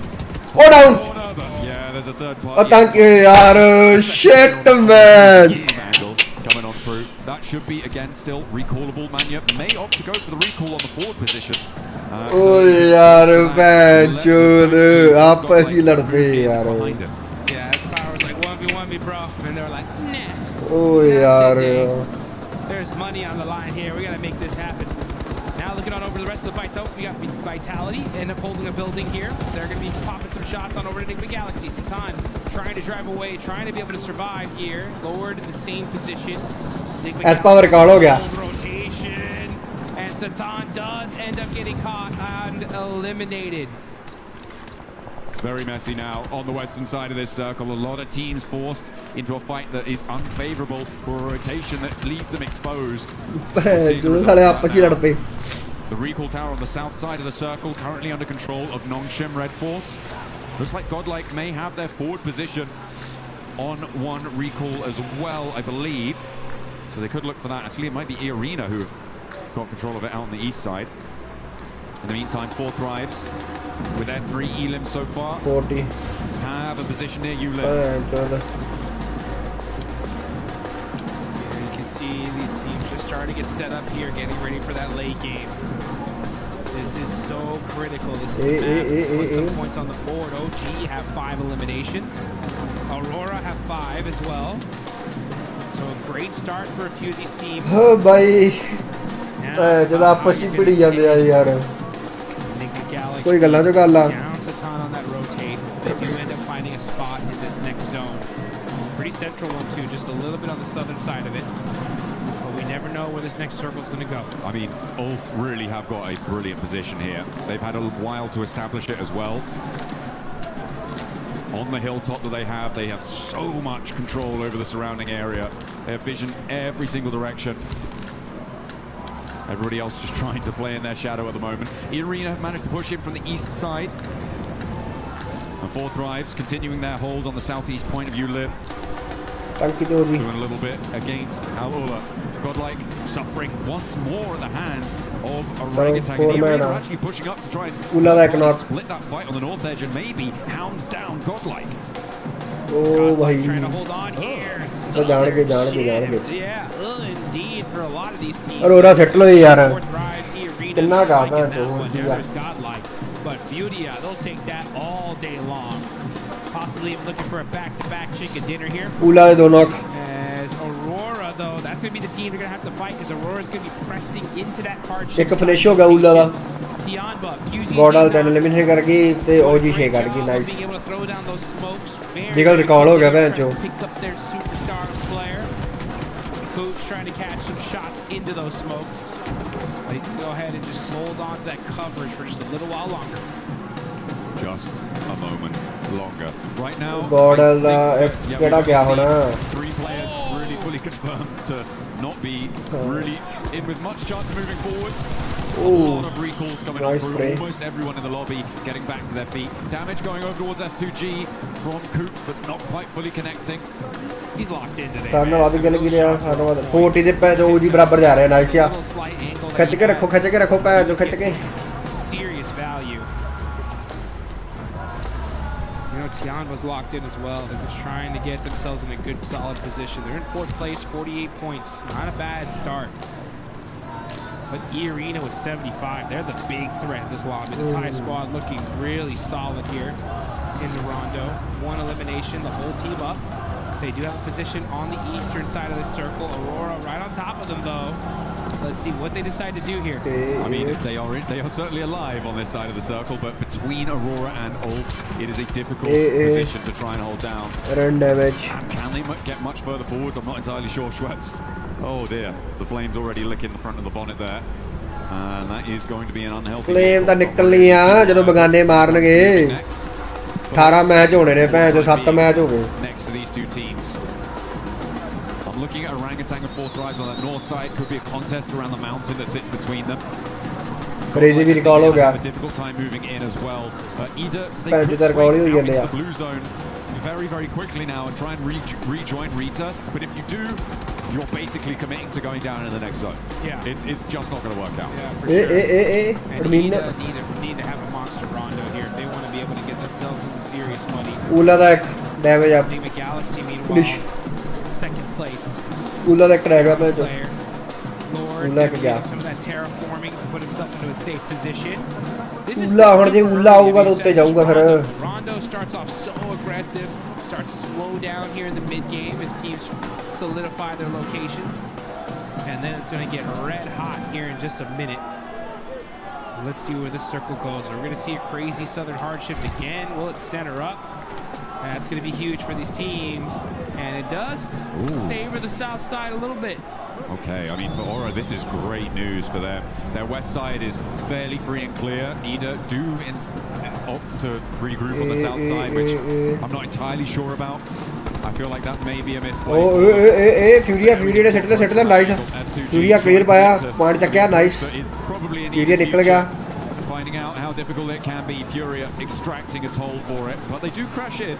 They do get to the center of this one. And actually, may be able to get control of this recall tower that's available for about another minute or so. If they can get control of it, get that recall in fast, they could be in with a full force squad on this location. And I think they know the Jiggle's here, but they don't have a lot of time to play around with. It's really ticking away. Oh, yeah, and the bounce on the nade's not good. Yeah, kind of a little bit of a self-nade there. I don't know if you saw that chain link fence at the top. ये उबाद गया. Red Force, oh, it doesn't hit the mark though. I thought that was good. ओजी देख के कितना गया. Sharing this location. ओजी देख knock हो गया यार. नॉक नहीं हुआ यार. This is pretty. ओजी ने 7 kill nice. I'm surprised they're really battling this out. It's a dangerous fight, honestly. Like, if they take this fight, they're going to get third party. I mean, all the fights now in the middle are dangerous. Godlike on the south side. What happened? Ooh, I think a vehicle explosion there came on through. Oh, nice. DK down. एक down हो गया. दूजा मारेगा. It was an explosion. मार गया. Just falls short of the deployable. भाई red zone ही बना रखा है ओए. Continue to not quite find the mark for Enigma Galaxy. Sorry, for Nongshim Red Force. They aren't quite connecting here. Not quite getting what they want to get done. Team leader में गई. S2G गई. It's looking to go pretty well for Orangutan actually. As S2G nice man. Go down fully. These recall towers are pretty much done. OG गए. OG ने settle 8 kill out किए nice. Top थे यहाँ पर. Garland madam. Be able to use it here at this late stage. Especially if you already burned a lot of your recalls earlier on. And let's see right now, as Ray-Z is able to get a nice knock there on the top. So another one would return as Bose catches Federales. And now the vehicle, possibly just trying to get some information. He gets some for sure. Pops out. Oh, that did sting. Okay. Razak though got the shotgun. S12K. Oh, gets knocked. Team Flash put in the work here on Vitality. Hey, we know what Razy can do, but he's not going to do it this time around. Vitality go down. Flash playing on with 3. The recall towers are now shut down, which means that every elim will stick. There are no recalls available. The arena somehow managed to get straight to the OG pancho shit man OG 2 man OG 2 man hogi Godal भी 2 man OG 2 man south side you've got Godlike, Ida and Furia all looking for position. Yeah, this is a replay I think on how Tony K went down. Yeah, he ran into the buggy. He ran into the buggy. Yeah, well it was that cover flare that ended up busting up that buggy and it was just inching it little by little and just did enough damage to pop it. So you gotta watch out where you drop those cover flares. Hey, no harm, no foul. Godal 1 man hogi. That's what matters right now. Nade over the top, over towards Enigma Galaxy though, from Tianba, who have had to fight down from the north side of their compound. Enigma Galaxy have been hiding here for quite a while, and Tianba seemed to be an overwhelming force for them. Ralph alone, isolated away from the rest of the team. Ulf have been trying to push in from the east side, and somehow Scarface doesn't go down here. Finally does get knocked to QZZ. There is an answer, a little bit of damage, and his 4th drive's chiming in for a third party from the west side. QZZ getting caught out by Ulf. And now Milo getting shot in his back from 4th drives. Yamba now are fully pinched. You got 4th drives looking at one side, Ulf looking on the other, and this is all outside of the circle. Disaster here for Tianba, who are looking so strong in this game. Gonna have to fight their way out of this position. A lot of movement now necessary on the northeast side as well as on this south edge, and this is what I was worried about for Ida. they ਭੈਣ managed ਚ to ਗੋਡਲ get a sorry couple of limit leads ਹੋ on the ਗਈ angle, but they trapped ਉਹ ਜੀ 2 themselves minute ਰਹਿ behind the ਗਈ water. ਔਰਾ ਦੇ ਆਤੰਕੀ ਹੋਣਗੇ ਮੈਨੂੰ ਲੱਗ ਰਿਹਾ So much with ਇਹੀ that ਵੱਜਦੇ ਹੁੰਦੇ ਐਂਡ sales, ਤੇ you just don't continue that speed, you don't carry any momentum in towards the circle. And they found out all about it. Furia were a roadblock for them, and they may have dragged Furia down with them, but for Emre, he's now got so much to do, and he's going to crash probably straight onto Aura, and almost certainly going to go down here. I'm so surprised he hasn't already fallen, and Emre just sneaking his way through.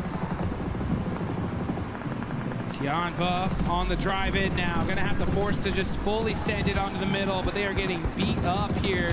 Sacrifice. हो गया with a bad drive. Neelu match Single player. Oh, he does end up catching 1 point. So Tianba hold on just for a little और while master longer. TG Staying alive, staying in the thick of things. The arena unlikely to be able to push fully up and over with ult suppressing his angle. Haking can survive for just a while longer. And also going to have a tough time actually pushing towards this one with the suppressive fire coming in, but Haking does go down. That actually comes from Furia. Very long shot down from the south side. Close to max range, I believe. Furia, 393 meters there, Ayala. Ayala and Furia are putting in work here. 10 points on the board so far. Right behind him is OG with 8. They definitely needed those points. And here comes Furia, pressing in through the south side. Moving in little by little. Making sure that there ain't nobody near him. Aurora with the western high ground as well, this mountain. Giving them a lot to work with. The position held previously by Aura, but they decided to commit instead much more central onto the west point of the compound that sits central on this circle. They give Aurora this position. I mean, it absolutely could be, given their position with 8 units. That's a brilliant oversight. Not too many teams have the flexibility to challenge them. It is, of course, the Kiss Curse position, though, because you do have to leave it at some point. Well, almost certainly you're going to have to leave it at some point, and that is where things start to get a little bit muddy. If this zone shifts to Aurora, they're getting like 20 points this game. Plus. I mean, this is the spot to have. But it is quite on the edge here. Let's see if they end up getting lucky. This is the time to get lucky in the map that you really want to get lucky on, that's for sure. Oh, nice. Meanwhile, Nongship Red forced nice, to chief out from Furia. Sneaking in. Oh, bad guy. Around the sides of those silos, through the fences. It is pretty resible, though, for Furia, I imagine. The circle does move away from Aurora, though, and up towards the north side. This is a lot of open ground that maybe Fourth Rise could try and leverage, but there's not a lot for them to try and work with. You could see just sweeping out to the west, it's wide open. You're going to need those cover flares, so it depends how many they've got in the back pocket. Create some of your own defilades with that destructible terrain. It's what they're going to be needing to do to control that north side. In the meantime, Furia still giving it large on the south side. Doc starting to throw some nades in. They know they got to get moving here. They got those vehicles. Bose does go down. That's huge for the side of Aurora. Oh, bhai, and Doc trying to drive very carefully, little by little. So that crates. I need that. I got 300 rounds. I need more. Oh, जी दा यार एक रह गया bro. Oh, जी one man हो गया guys यार. Another drink because he was out. Swaps vehicles, and now Aurora just trying to leapfrog into this next zone. Last player of Orangutan goes down in the meantime. IQ gets spotted out in the open. I mean, this is what I was talking about, right? It's such a difficult area to try and move into. The question is timing it for IQ. He gets caught a little bit too early. And there's really no cover. But it is such a majority on the circle. If you can establish any sort of position out there, you start to get so much control. And with Aurora still able to use the high ground that they've been playing from, they have great sightlines to control that. But Fourth Rise will be able to move in. Aurora are also going to have to move. Oh, beg your pardon. Have to move. Yeah, I'll tell you one thing, though. This is Rondo, and if you don't got cover, you got to make your own. Use those cover flares. Use that terraforming. Cover, you have to make your own cover. Good, solid position that they've created for themselves. You got Aura on the other end, trying to sneak some eliminations. No fear, going to be laying down, trying to see if he can catch that pixel. He sees him. He sees him. Oh, nice. Put some shots, but not able to get the knock. Aurora rotating back in towards the compound, looking to extract more point value from these elims. Tony K will be spotted. Zjol rattles him down. And the rest of the team answering with a volley of fire. Emre, by the way, from Elam, still alive. A solo who managed to sneak his way on through. I imagine Aurora should be aware of this position. Safe. But we'll see if they Nice deal with mission. it or if they allow him to sit there in their buffer zone. Oh, he. Seoul just getting set up here. I like how he risks it and moved that vehicle just a little bit further so he can cover himself from that angle. The crowd is hyped. They're excited. The Furia fans are going nuts. They see their team with 11 NGX तक गई. eliminations so far. उन्हें Furia भी जा रही है. Furia ने पहले गया अकेला. They are in this next circle, so they're just holding the spot for now. Just holding it down. Slowly marching forwards. Nongshim Red Force making it very difficult for them to move up and through this compound. If they can get a knock, if they can open a way, might be an opportunity for them. There's trades back and forth across every single angle. Nongshim also have spots on towards Horror. Oh, who are trying to make their way up on the western edge. Oh, it's a nasty ascent up this hill. There's a complete broadside from Hyunbin. He's got that DP. A lot of ammo in the tank and a big north shift comes through. Ooh, the circle goes up to the top. Oh, bhai. These teams, so all of them are going to have to start moving. Hyunbin, he realizes it. He's like, oh, we're in trouble. We need to just start getting some eliminations here because getting into this next circle is going to be almost impossible. I'm looking at this circle. I feel like it's Aurora and 4th Drive right now, who are in some ways stopping each other from being the best in the circle and therefore allowing teams from the south to have an opportunity if this fight concludes one way or the other, which I don't think it will, Jukes. Not at the moment.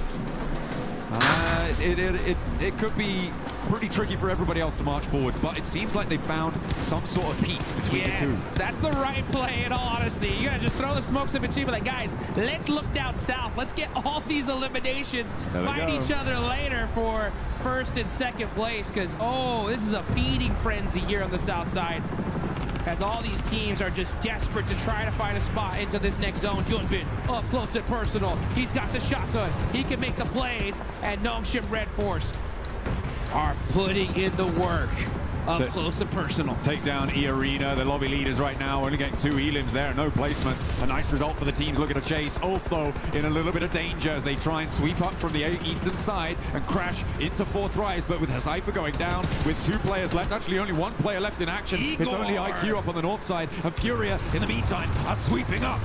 Over on the inside of the compound, Ayala on the corner. Dodds goes down to Nongshim as they move out to the east. But Furia now, 12 elims. They're looking for more, and a solo from Jiggle, the only thing standing in their way of controlling the entirety of this compound. Make that 13 eliminations. Furia on a tear. Jiggle up on top. Catches out the last player of Ida.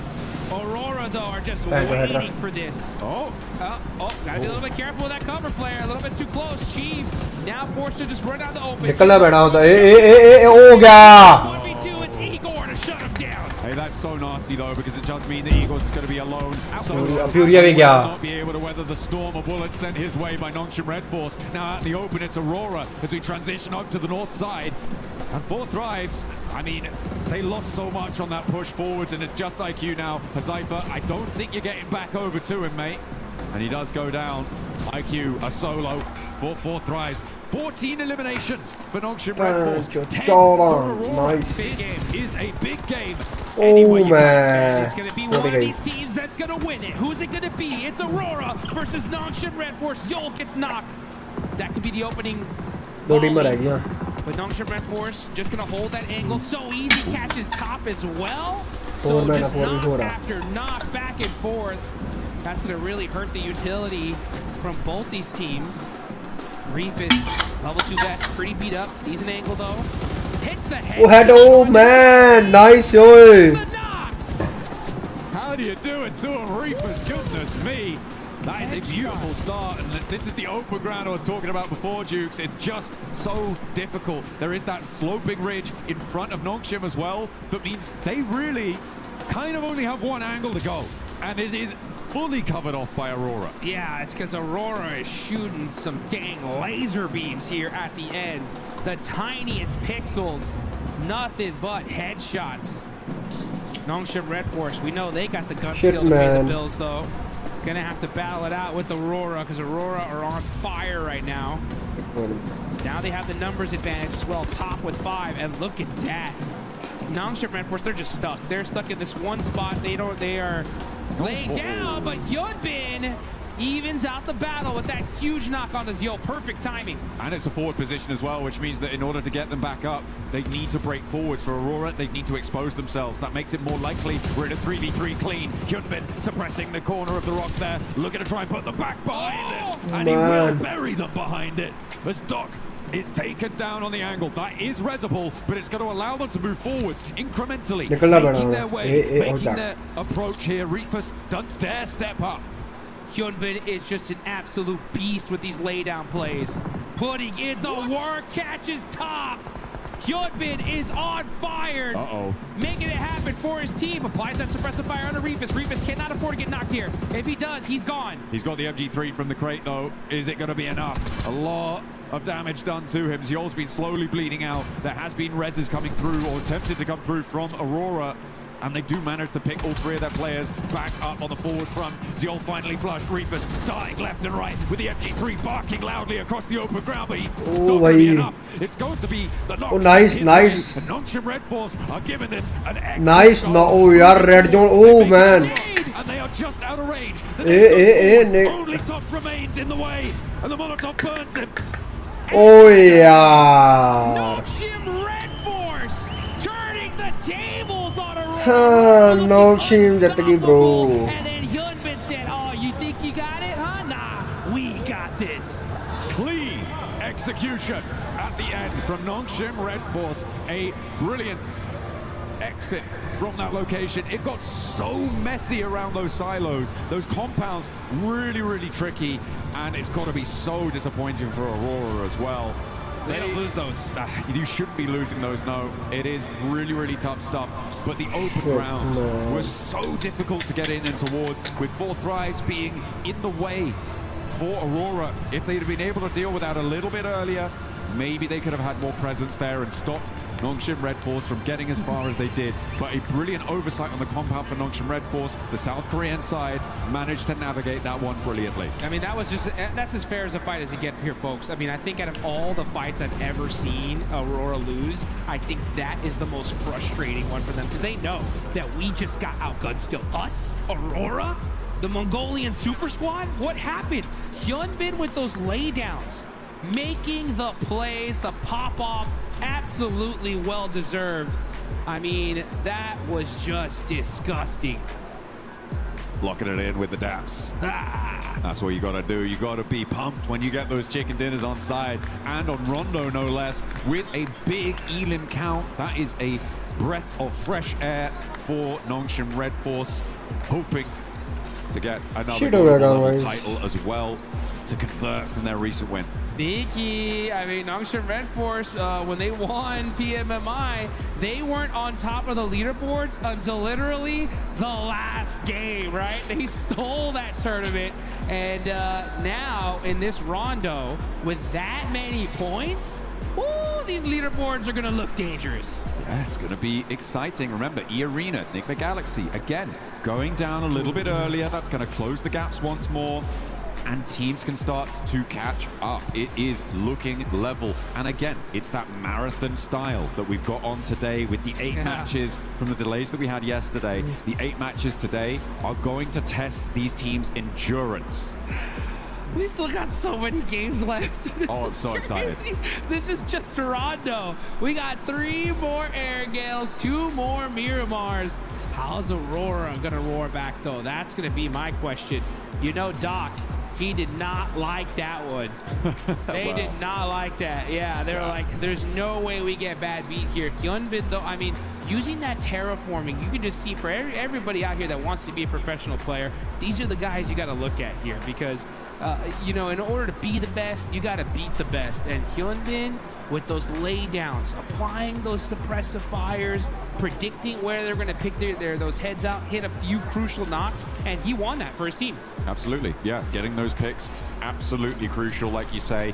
and it is a really interesting feature. I think it's probably, for me, the most interesting feature of Rondo is the impact of those, well, actually maybe two, but the impact of having destructible terrain, being able to carve out those little divots, those little defilades with explosives, as well as the deployable cover flares.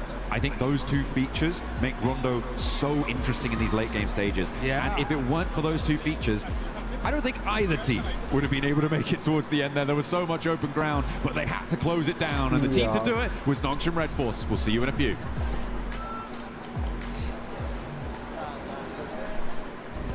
Play is in our DNA.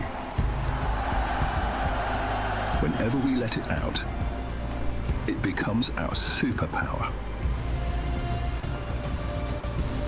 Now imagine an entire city being built to supercharge it. Kadir City, powered by Play. Powered by Play. Kadir City.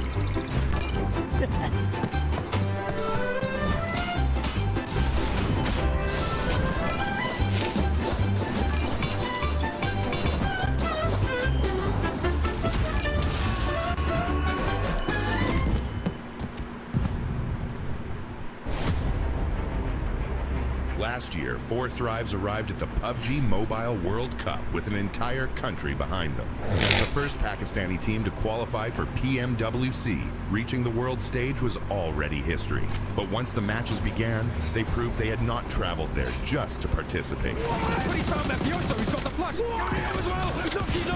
How can you do it to him? They want that first place, but you're gonna have to prize it from his cold, dead hands. Squash and he's able to close it down. 4 Thrives finished second in the group stage, going directly into the Grand Finals, and eventually securing 7th place in the world. Last year, PMWC taught us to be more aggressive and more consistent to win this championship. Their journey began at the PMGO Season 1 South Asia Finals, where they handled the pressure of playing at home and claimed the regional championship. Now sending shots around the corner, so much damage done, and it's ended. 4 Thrives get themselves a chicken dinner and secure an unbelievably good position. That victory sent them to Jakarta for the PMGO Season 1 main event, where they would face teams from across the world. And on the opening day of the Grand Finals, 4 Thrives took complete control. Possible, but IQ's down, and T24, we're a 1 versus 1. Weapon swap with the shotgun around his teammate. He finds it! He gets it done, and 4 Thrives! After 6 matches, they had collected 3 wins and 82 points, building a commanding lead at the top of the leaderboard. After the 3 chickens on PMGO Finals Day 1, our confidence boosted a lot. Like, we didn't felt any pressure and we knew we are going to win because we had a big lead. The second day brought a different challenge. Every team in the lobby was chasing them, and every mistake could reopen the championship race. They finished with 122 points, 77 eliminations, and 3 wins to become the PMGO Season 1 champions, securing their return to PMWC. Last year, they arrived as history makers. This year, they arrive as global champions. Nothing has changed for us. Our hunger is still the same. Even you can say we are more hungry for this PMWC trophy. We are even more confident than before. We have more experience. We believe that we can be the team who can win this back-to-back global trophy. 4 Thrives have already shown that a Pakistani team can reach the world stage. Now, 4 Thrives head to the PMWC at EWC 26. Ready to prove that PMGO was not the end of their rise. It was only the beginning. Hey, get us up on the left now! Let's go. I'm nading it, okay? I'm nading it. On the Dacia, bro. He's low. I don't have nades. On Dacia is low. No, I can drop a C4, wait. He's low, headshot. Nice. Last one on me. Yes. No, two. Nice. Let's go. Get the loot. Go left, guys. Please go left. One guy right, one guy left. Easy. They're 2 knocked. Zone will kick them. Zone will kick them. Fight Overwatch. Let's go left. Let's go left. I'm running up. Behind the tree. Okay, I'm running up on him. Late time. Time. Behind the car. Kitleyim ben. Riske atmayacağım. Bir daha Taşla atıyor galiba. Taşla atıyor galiba. Mermi çektim. Tarıyorum Cema, full tarıyorum. Mermim yok ama. Mermim kalmadı. Lan gidin vurun, alana salacak. Nice oğlum. Nice. เฮ้ยขวาตัวนึงขวาตัวนึงไปนอนอยู่นอนตัวซ้ายเกม เล่นด้วยกันนะใจเย็นมองนี่คือ เจ็บมาดิกันวิ่งมาเลยหลังต้นไม้เจอมาลูกกู สายกลาง กดซ้ายกดขวาเฮียไม่วะ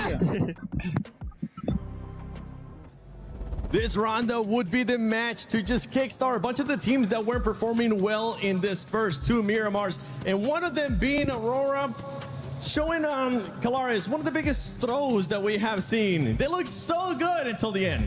Everything was lining up so well. They threaded the needle down on the south to be able to get between Godlike and Furier on that rotation. And I thought to myself, they're playing it fantastic. They're being able to hold a position, cautious of where Horror was, and then maybe flex out on that west side. But Max, the fight against Nongshim, who played an amazing game as well on the other side. Like, you can't hate too much on it because, yeah, Nongshim Red Force had some insane shots. Hyunbin in particular, the way he was able every time to allow his teammates to push forward and he would cover them, but he wouldn't just be cover fire. He would literally tear down every single player on Aurora Gaming. I think he knocked out top twice in that final fight. I'm not happy about it. I'm very happy about it. If Kalaris is angry, I'm having a good day. So, yeah, but like, as you said, it was great rotations overall from Aurora, but the gunplay from Nongshim Red Force is what redeemed the game for South Korea. And this is completely opposite from what we saw from Nongshim yesterday, right? Because we were talking about Hyunbin just being super aggro and going without his team and all of this, and he's done the complete opposite of that today here, going, I'll support you guys. I'll be that support player. I'll be the fragger, but I will let you guys go first. I mean, it wasn't just this final fight for Nongshim Red Force that looked amazing. It was the parking bay control, dealing with anybody coming from silos, fighting into the circles as well. This for Nongshim Red Force was a masterclass of control. The fight with E-Arena especially. Yeah, the thing is, that fight on E-Arena was executed so well. It was so snappy, so quick. But the fact that they survived that fight in the city, right? Get outside the city, fight against the other teams that were 4 thrives, then win the fight onto Aurora, all of that, basically, while still keeping yourself up as a 4-man team is insanely impressive at this level of play. I think there's very few teams that can make it look that good. No, because, and this is the thing, is this is one of the teams that can go from 0 to 100, right? They were in that compound, they were there for a long time, they were just kind of keeping away from E-Arena here, and then they just unleashed the beast. I mean, look at these eliminations coming in from each of the players, so even across the board, and they just are able to just turn up the heat, go, okay, it's go time, and go for it. Yeah, we usually talk about Hyunbin just being able to be the frag out power for this squad. TZ as well has been stepping up. It's good to see that all the players have been stepping up in this one. One of the biggest question marks that we have had for Nongshim, especially in this last 2 days, have been those placement points. And for them to finally get over that hump, getting that chicken dinner, considering that the Smash Roll is going to be in play tomorrow, this is going to make them really happy. I know you're really happy about it. I'm loving it, seeing Hyunbin and the boys getting so many points on board. But before this game, right, the placement points were at an all-time low. We just didn't see very many late game finishes from this team. But the fact is, and as we just saw on that graphic, right, they got eliminations on every single player. Very happy, but apparently Eren is your MVP of the game, and he had some really good fights, one of those onto 4 thrives. So good plays here from Eren that I didn't expect. I thought it would be definitely one player from Nongshim Red Force. Well, Tizzy, the fact that he did 1,200 some damage from the parking bay. I mean, it's one of the highest spots in that circle, never mind the silos that exist there. So it's a great spot to be able to have those engagements from. No, it was very good indeed. And mentioning Ulfred, because they were in an altercation with 4 thrives, and looking at the circle, I was like, okay, well, Nongshim has everybody in town to deal with. You've got 4 thrives having to deal with Ulf, and so Aurora were able to actually just have the complete west side kind of to themselves, get that long-range third party going, which is that's their MO, and that's probably why we saw them do so well. While they probably should have had that win, was they were long distance, they were able to have that long distance, put some distance between them and other teams. But for Nongshim, for them to actually third party over onto Ulf in the 4 thrives fight, just as 4 thrives were kind of getting cleared up, That is true. They do. They do. Ida has something personal. They do. It's so true. It's so true. But Nongshim really showcasing how great their timing is and how well they can actually read the lobby, what's going on around them, and take advantage of that. One team that we've been following as well, especially today, that has been starting to kickstart it, is 4Thrives. 4Thrives, in this last match, they were controlling a lot of that north, but they were too split, even though they were man down. And this is something that we were harping on a lot yesterday from them, having unnecessary splits at times. They were being pinned down. It's a very difficult portion of zone. I don't think we've seen it be played that much, and so when it's so open like that, it is difficult to try and have the control that you really want. But yeah, there were some changes that could have been made to that. I think you hit the nail on the head. I think that when you look at how Nongshim Red Force had to play it, in a very similar area, you see how flat that area is. You can't, there's a lot of times where people get stuck in urban endings and urban situations, and then you're thinking to yourself, okay, that team on the outside is going to be able to hold them off. But you saw how flat it was. They couldn't put pressure onto anyone coming from their 4Thrives. They were there in a good spot, but they were there too early. Yeah, actually looking at another team I feel like did really well this game is actually Furia, right? Able to jump up here in 4th position, get himself a total of 60 points, 2 points behind the podium, held down by Nigma Galaxy. But this game, how they were able to do actually a big jump around the teams in the southern side against Godlike and also the side of Ida, and then getting in the city and sweeping teams. Sure, they don't get the win, but highly impressive from Furia. They feel like now are building up their momentum. They're a very streaky team, and now I feel like the podium is where they want to head towards next. That's back-to-back games too for Furia, being able to just show that aggressiveness, getting those eliminations as well, maintaining themselves within the 4th place. Because one thing that we're kind of looking at is E-Arena starting to create a gap with some of those teams. That's something that 2nd place, especially of esports, they had 2 outstanding Miramarts, and in this one we saw Eden being able to get the MVP. I just want to bounce off what you said about Furia with the 2 good games, because I didn't like them moving into that silo location. I thought they could potentially backfill the west side after coming in super late on that south, but hey, they proved me wrong. I think that they really showed great presence of mind, great kind of space control when they were moving through, and were able to take the gunfights well. Yeah, it was very nice indeed. I was watching them kind of how they were moving, because some teams like Aurora, right, you have your position and you kind of just stay there. There's not too much movement going on. For Furia, they were in the middle of the silos, and yet they were always looking, always moving, always trying to figure out where the next play was going to be. So very mobile, very proactive thinking. You could tell from how these guys were moving. Yeah, just very proactive, and that's what you want to see in the middle of a city fight like that. Yeah, we didn't see the second page there for a quick second, and I want to highlight one player from Godlike. Man, S-Power is putting up like so many great clutches. We had some clutches early on Miramar. He did it here on the hot drop right versus top. He was cooking the grenade, got the damage, forced to find CQC. I really do believe, and my favorite player from India, by the way, normally is legit. But I got to say, S-Power is putting some global level fights here. He is looking highly impressive. And right now, I would say the best player in India by a significant margin. Yeah, it's not even close, honestly, especially with S-Power. Now, all we need is to see what the Nongshim players were able to do, which just wasn't just one player. We need all the players from Godlike being able to step it up. But as we're going to be heading into the first Erangel, let's send it over to Barney and Luti. Luti, what an absolute treat today is. I mean, 8 games, that's so many clutch can happen today. I know, 5 more maps to go, yeah, so much more PMWC action to come. But I tell you what, we wouldn't be anywhere if it wasn't for the fans, right? Of course, they're coming from all over the world. That's right, and we've got some right here in the Gdia City grid as well, so why don't we check in with them? Okay. Okay, you want to check in? Yeah, my side is better. Oh yeah, I'm pretty sure. All right. I'm pretty sure my side is better. Calm down, okay.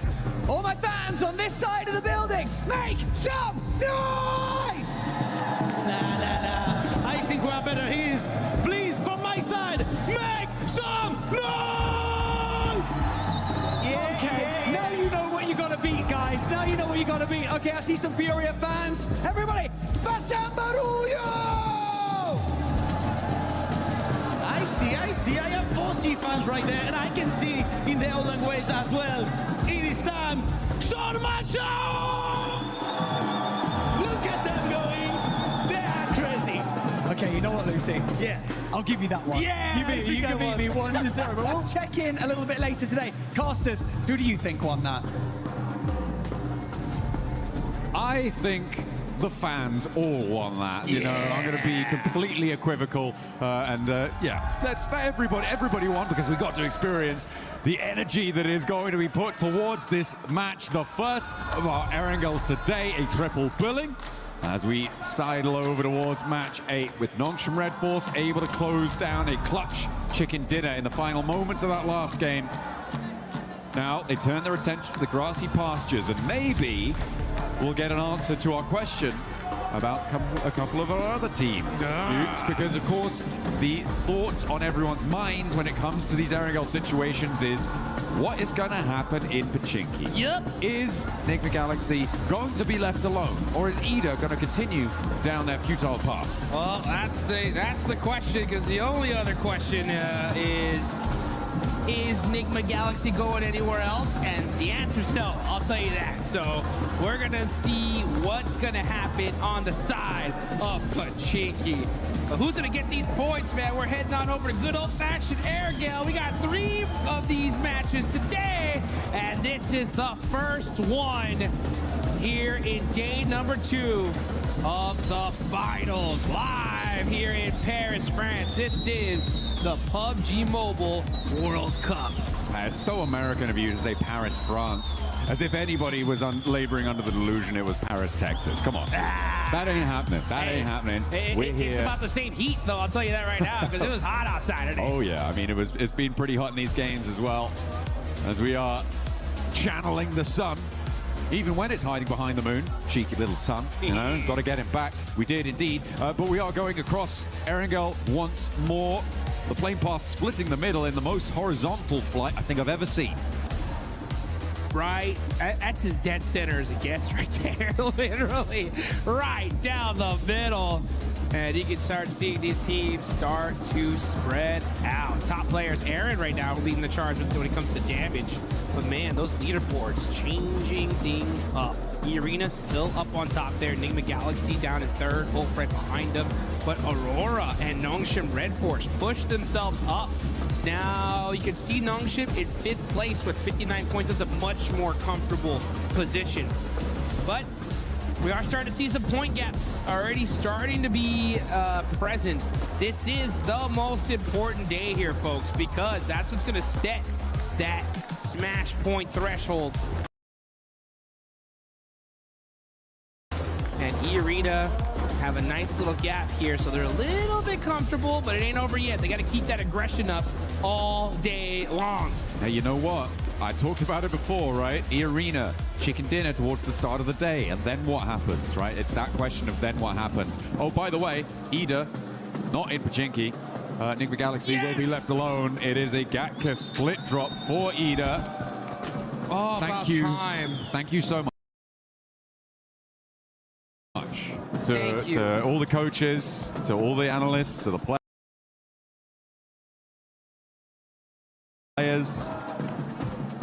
I love it. Shout out to everybody, dude. Yeah. Shout out to everybody.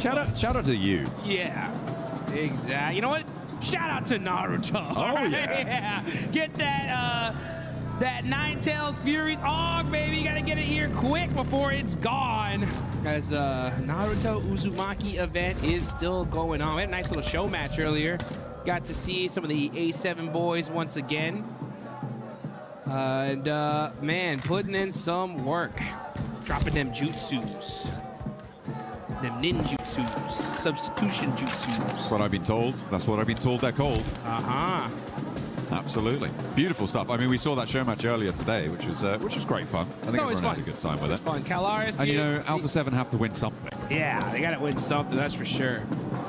You know, anytime I get to hear Calaris cast a show match is incredibly loves to do those, so I'm so glad he was able to get one in. He looked pretty good with the headband as well. Yeah, he did. He rocked the red one too. I was like, man, this guy is styling today. Should have kept it on all day, in my opinion. I think he has. Has he? Yeah. Oh, that's I right, saw him he backstage. has. He was running with his arms behind his back. Uh-huh. Yeah. He does that everywhere now. Wow. I like it. It's a good look. He should hold on to it. Speaking of good looks, right? Ulf looking pretty good today. I mean, they're in 2nd place. They've been getting a ton of eliminations here. It's gonna be interesting to see how this whole thing fares out. I'm interested to see kind of how teams develop their mindset here going into today specifically, because I think a lot of squads just need to pretend like, hey, this is match 2. You know what I'm saying? Like, we just got our rondo out the way, now into Erangel. Yeah, Aaron doing a lot of work for the team on Ulf right now. The elims he's been able to find, picking them away from a lot of different scenarios. He's been able to extract just these sneaky little flush steals once or twice, as well as the rest of Ulf doing a lot more. They had a really solid position during that rondo. There were some difficult south shifts that forced them off that high ground mountain quite a while into the zones, which kind of took a little bit of momentum away from them, but the fact that they're able to convert and get a decent line on that game was pretty great, and getting that match MVP title as well for Eren. So yeah, in second place, good news for them. One step closer to E-Arena. It's a very tight grouping over towards the top side of these tables still. I mean, there is a bit of a drop-off, I think, you know, from ninth all the way up to second. It's fairly flexible still, given the number of matches we still got left to play, but it's going to get a lot more solid, and teams beneath that, I feel like you're stretching a little bit far now to try and catch up. Yeah, I mean, there's still plenty of time, right? I mean, we got to look at the math of it. I mean, there's a lot of games still left to be played. I get where you're going with this, though, right? With how these top teams are performing, it's getting real scary here, right? So if you want to be able to make a run for that first place, you got to start performing here, right now. Especially for that 9th place on down. It really is starting to get chicken dinner time.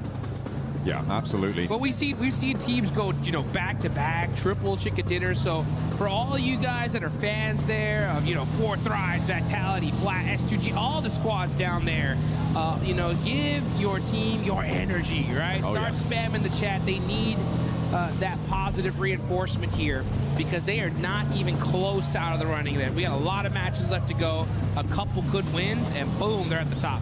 I'm looking right now at what Enigma Galaxy are doing this split. We saw it from them in the previous stages they played in their group stage. They leave 2 players in Pachinki. They send 2 players out really wide. We've been denied the opportunity to see this happen over the course of these grand finals because of the hot drop with Ida. But now they are unleashed. They've been able to not only get the early loot truck and try and get a little bit of a duplicate on that as well, but they have been able to send out that early duo scout that they seem to find to be successful. They sent out towards Milta Power before on a game that they were able to win in the end, and they now have a foothold over towards the west side in the fields that stretch out to the north of Quarry. And they'll have to figure out how to regroup at some point, but for now there are still there's still a permeable line across the middle of this zone as the arena tried to make it a little bit more waterproof and don't let the Eagle fly. And the Eagle is grounded here. He's going to go to the lobby. That's the first elimination. Joker catching it. And that is devastation for this lobby because, I mean, the Arena are red hot today. Just straight aggression, putting on some points on the board. That 2-2 split you called out there from Enigma Galaxy is great to see. See how well it works out for them, though. As they're putting that 2-2, yeah, because if the zone goes on over to the east side, they got a position locked down. If it goes on over to the west, they got a spot. So just depending on where the zone goes, but at the same time, it's difficult to get there. That's going to be the big question. Aurora, still a military base. They're going to be starting to push themselves up through the bridge side. Nobody gatekeeping it, so they should have a clean path on in. But we're still in the very early game here. Only 1 player in this lobby has been eliminated. Yeah, only the 1 pickup found. We saw that. Over onto Tianba as well, which is not going to be friendly. They had a real glow up into the survival stage, I think it's safe to say. But here, it's not quite been as consistent. And that's probably likely to the fact that you're adding the top 10 teams back in, right? You're coming back into the lobby with the teams that directly qualified. Tianba, it's great that they've gained that confidence. This is not the Tianba we saw in their group stage, but there is a little bit more force to come up against. And that's, I think what they're trying to come to terms with. This lobby is wild. It really is. I love to see just the progression here of PUBG Mobile. Back in the day, we had like a handful of good teams and everybody else was kind of pretty far down when it came to skill. But the skill gap has been closed, and teams are going to have to get moving real quick here. That 2-2 split working out for Enigma Galaxy, considering that they already have a couple players in this area. Vitality's right behind them, though. Coops got to get away from this one. He's on the drive. Trying to sneak away here. Serpentine, he's down low. Can he get away? No. so close. And remember, the 2-2 split there means that he's just not got the cover of another of the rest of his teammates to actually take that fight. So for Enigma Galaxy, this is the worst case scenario. They've left Satan alone out on the western side. Ralph and Lord unlikely to be able to push on through. Ooh, Ulf losing Aaron though, as they rotate out to the west as well, is a pretty big pickup for the lobby to be able to find that one. And in the center of this, it starts to get crunched in. E-Arena, I feel like they've got a pretty solid spot on this. Vitality trying to line the edge of that swamp. Defend it like an ogre. Run, Satan, run. He's all by himself, just trying to find a position for the rest of his team. But the rest of his team is going to have a tough time rotating on over to him. Yeah, that's. I was just having a little chuckle to myself about how it looks like Satan's trying to go over the north, and the other duo from Enigma Galaxy, it looks like they're trying to go around the south. And yeah, the Benny Hill music was playing in my head. They were chasing each other's tails, and neither one able to catch it. But it's going to be a set straight through the middle. I mean, for Enigma Galaxy, it's a repair play. Lovely little thread on the needle there for IQ. Over towards Federalis, and they share the swamp across the way. Nice little pop shot. Oh, they want this. Okay, 14's on the push. Here come 4 Thrives now. Battling it out. Huzaifa up close and personal. Axel driving away, using that hovercraft to find an off angle. That's going to make things interesting. Vitality going to have to make some plays, though. E-Arena catching out Raouf, so that 2-2 split not working at all. Bounce nade is going to be good from Huzaifa. And 4T turning things around. There's another one! Hell yeah. You had to know it was coming, Axel. And you pay the price. T24 does get flushed in the meantime. S2G third-partying this from the south side. Hot Jukes Razak is in the hovercraft, but it starts to go up in flames, and down he goes. 4 Thrives. Ruthless aggression roll-up coming on in. Hit them with the suplex and take them down out of the ring. They are no longer in this Royal Rumble. Ooh, welcome to Suplex City, baby. That's how you do it. 4 Thrives getting hot. 4 eliminations taking out Team Vitality with a great shutdown there.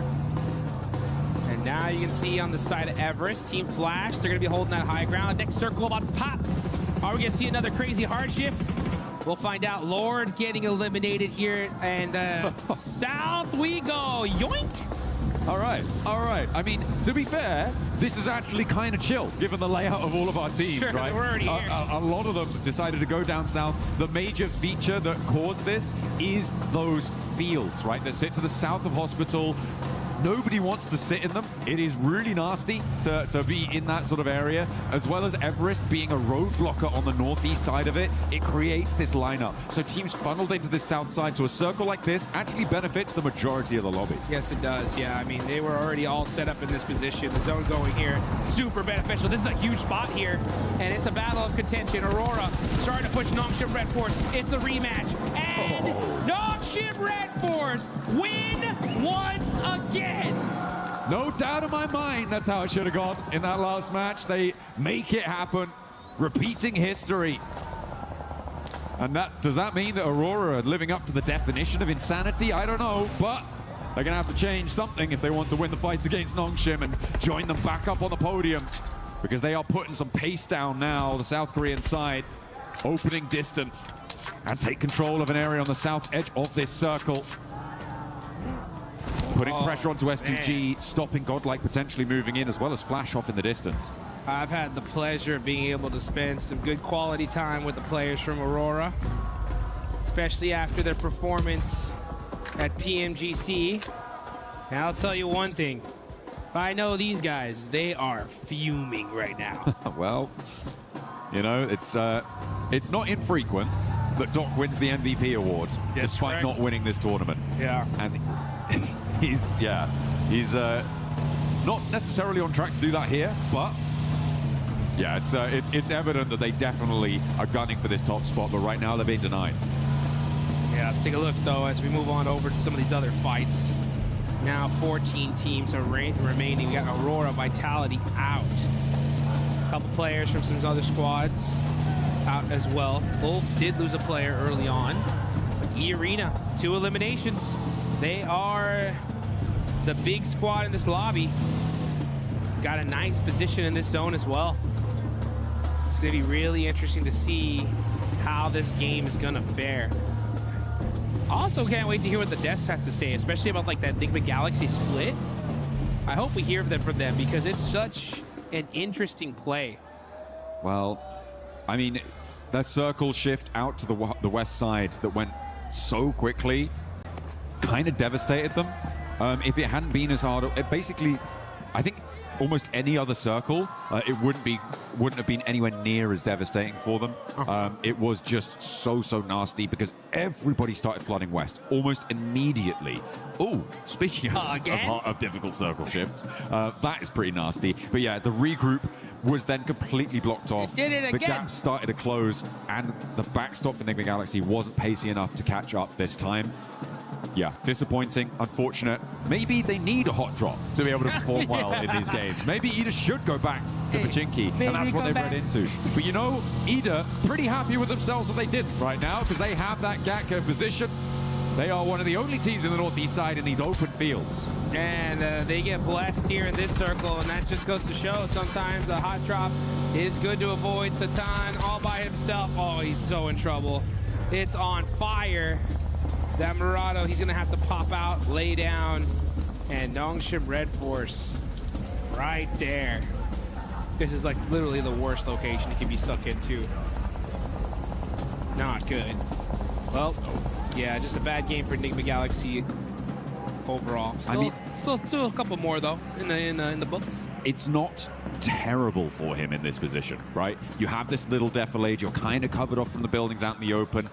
The nades, though, from Nongshim Red Force does make it all the more terrible. That looks pretty terrible. With which they rolled up does make it harder, but he's still got a little bit of fire in the belly, Jukes. Less terrible now. Yeah, Satan on the move. Did get a nice knock there, and now it's bad. Okay, yeah, well, he's not there anymore. My point was, there is a little bit of cover, and teams on that ridgeline can't necessarily peek over the top.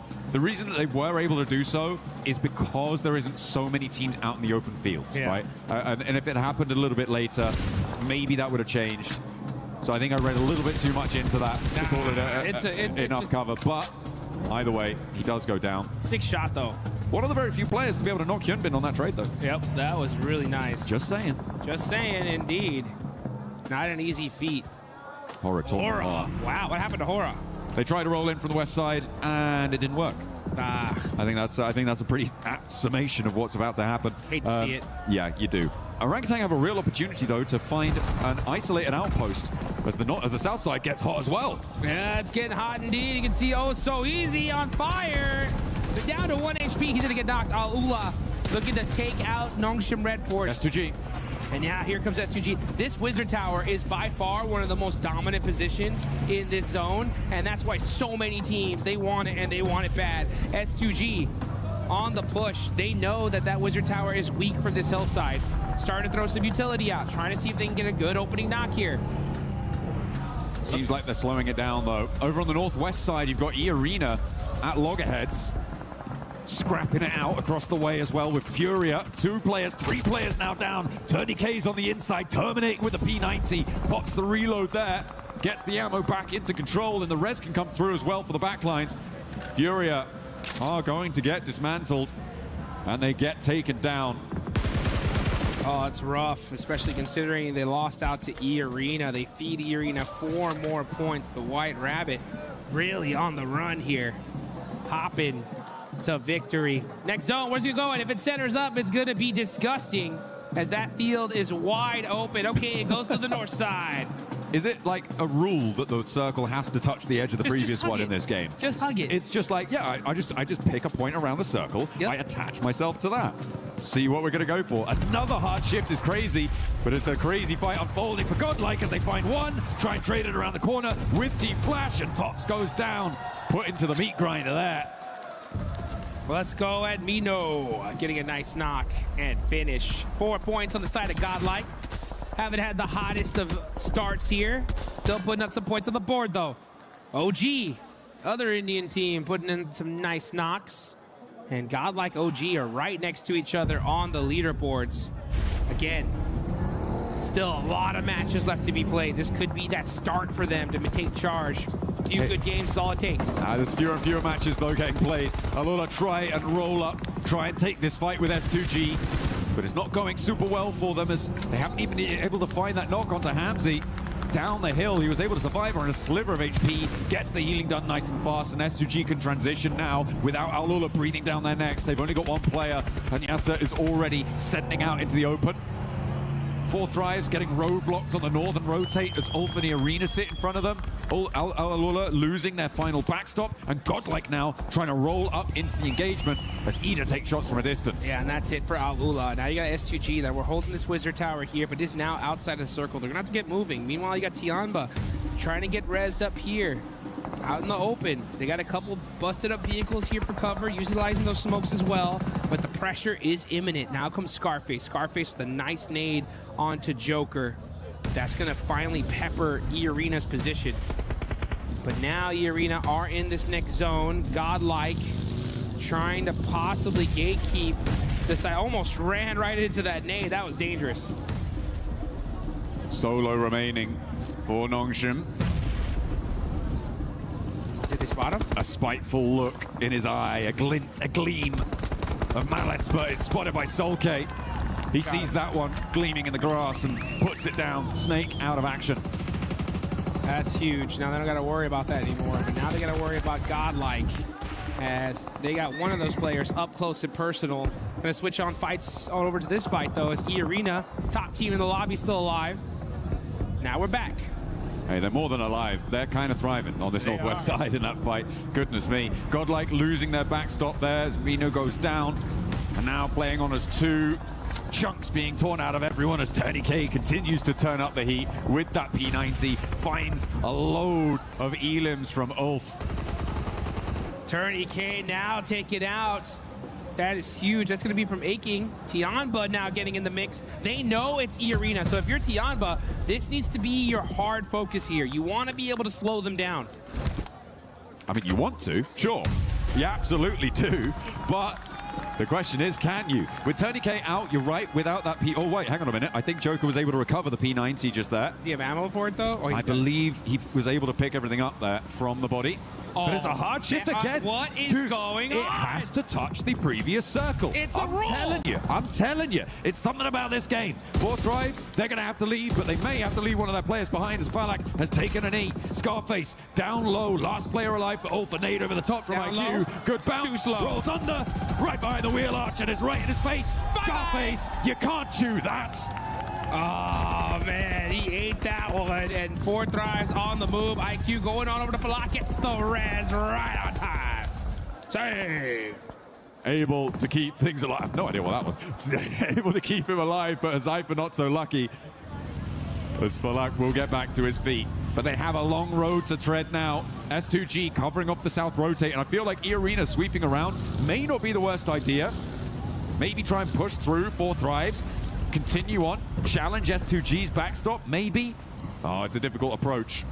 No matter which way you cut it. But for E-Arena, they're already on 6 elims, Dukes. They're already into the top 6. They're having a good game, and everybody from 2nd down to 6th has already gone down. Oh, Schweppes spins out and gets punished. Falak barely moving out the way. Gets a couple, but now there's Mormon up. IQ, got to make a play here. You need to stop E-Arena. They have been too dominant so far.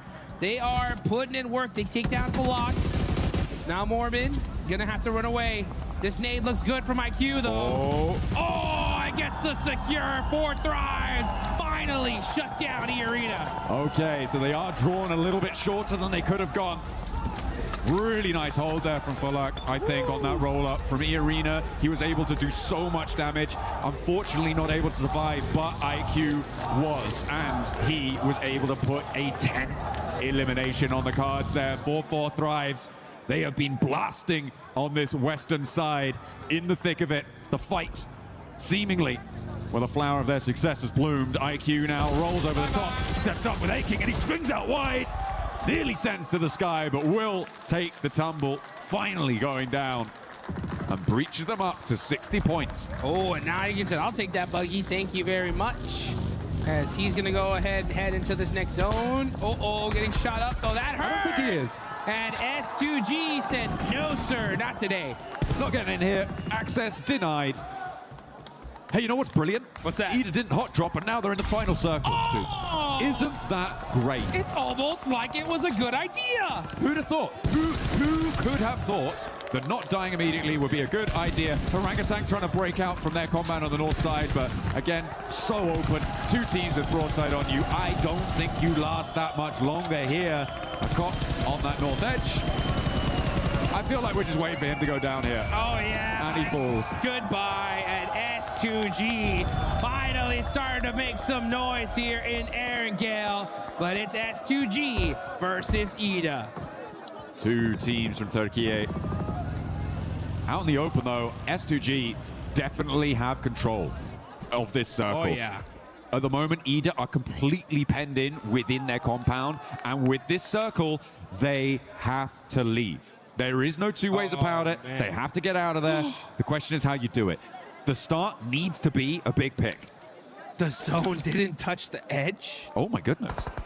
Crazy. What a change up here. Kamikaze able to find a P90 and full level 3 gear.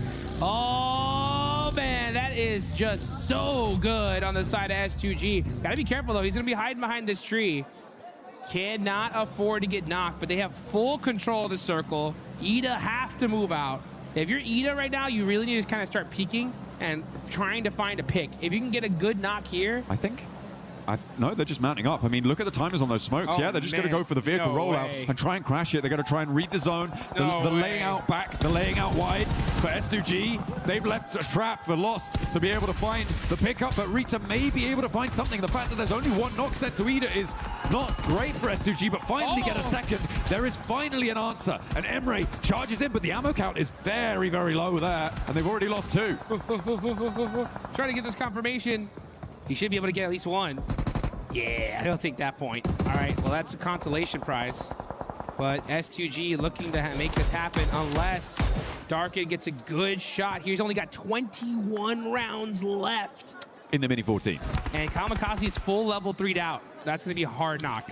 I mean, there's plenty of ammo left in the back pocket there. Oh, Kamikaze. ouch, ouch. Oh, what a lineup. Steps out a little bit too wide there. And Emre able to shut it down, but he's getting crunched in by the zone. Forced in, but S2G seemed like they had complete broadside here, but now we're in a 2 versus 2. Emre steps back into the blue. Baits Sulke out for the peak, but doesn't quite confirm. He's still down on his belly, though. Stands up, goes for the fight. Does take a lick back, but Sulke puts him down. A 1 versus 2 as Darkin spreads out wide, tries to sweep over towards the off angle. Hit the gas. Darkin coming up close and personal. And S2G with the DVS. And nah, not today. This is our game to win. That's a big S2G chicken dinner. S2G going God mode at the end there. Chokehold on the zone, able to take it all down. Nobody standing in their way. Really nicely felt there on that south edge. For Ida, a little bit too passive in their zone, in their compound, but they survived deep into the match, Jukes, and that is a good result. I feel like they were able to do, well, I know that they were able to do a lot more than they've done in any other Erangel over the course of this tournament. Yeah, or any other game in this tournament. Of these finals. Yeah, this is huge for the side of Ida. Honestly, a great finish. They were stuck in those buildings. That's a hard one to win. I just personally would rather see them just from those buildings really try to pursue a knock before just randomly sending it in. I think that would have been the play. But hey, you know what? To each their own. Sometimes you got to go for it. It could have gone either way. Yeah. But S2G, I mean, they're so good at just popping people out of vehicles that it just made it hard. But we did see that solo player from Ida really put in work towards the end, almost turned things around for them. I mean, Emre was doing a lot over in the open field there. I feel like what happened there was that they got information on the back lines on towards where Lost was, and they were able to flow out that way. And that's what they went for in those final moments. Maybe a little bit overinvested on the angle, though. Let's listen in to hear what they have to say on that match. Eve bak. Evdeki arabayla çıkıyor, sağda çıkıyor. Tamam. Hamsi çok iyi bakman lazım ona. Hatta arabayı tutacağım. Bakacağım. Ha çok mermim yok sıkmayacağım gelsin. Geliyor sana geliyor. Pozisyon alacağım. Nice oğlum nice çok iyisin. That sounded really chill. That sounded really chill, relaxed. They felt in control, and I could smell it. Oh yeah, they knew that that was their win. Yeah, let's get high, folks. This is what it's all about. The best of the best on the planet, battling it out for some major money. What a game. S2G finally get their win here, and we still got a whole bunch of more games coming up.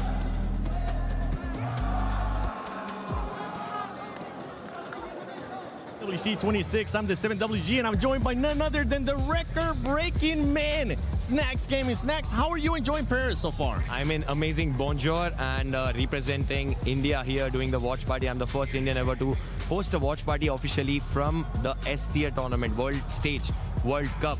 First Indian ever to do the watch party, and I'm super proud that these 8 boys, the game they showed in the group stage, the way they qualified, the standard they have set, because we don't get to play regularly these lobbies, and the way they adapted these lobbies and the way they qualified made us proud, and that's why I'm here. That's the biggest one, the way that they have adapted to the lobby. I feel like it's one of their biggest strengths too. We saw that with OG, we saw it with Godlike as well. Talking about Godlike, no more hot drops out of that team. They started performing a lot better here in these last matches. In the group stage, as they said, they did try to experiment the drop fights. I mean, they had a lot of drop fights, but initially with the first day of the group stage, they didn't felt good after taking the drop fights. They switched the playstyle and now they're playing safe for the initial part of the drop. Then after that, if they survive 4-man, you have seen the players' potential. The way S-Power clutched. I mean, I feel like it's going to be the clutch of the tournament. The way he played. The gunpower these boys have is insane. I just want them to stick together, play 4-man together, because in this lobby, it's all about team game. It's all about the way these teams isolate fights. And I wish they play together and they bring something really good performance back for India. And I'm hoping that's going to be the case, especially with the first round that we just saw, and then on the upcoming matches as well. I think they will be able to bounce back. I have Godlike finishing in top 5 and OG finishing in top 10. Damn. What are your predictions, brother? I mean, I just want them to do good, because we don't know the struggle they have been going through. We don't know the grind, how much grind they have did.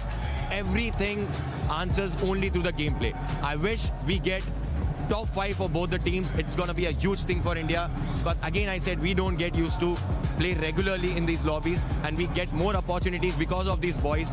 And all these players watching from India, all these esports players watching from India, they'll get inspired and they'll feel motivated to do more for the country. 100%. Shukriya, bhai. Thank you so much for joining us. I hope you enjoyed the rest of the show, and I hope that the Indian teams continue to step it up. Back for some more PMWC at EWC 26.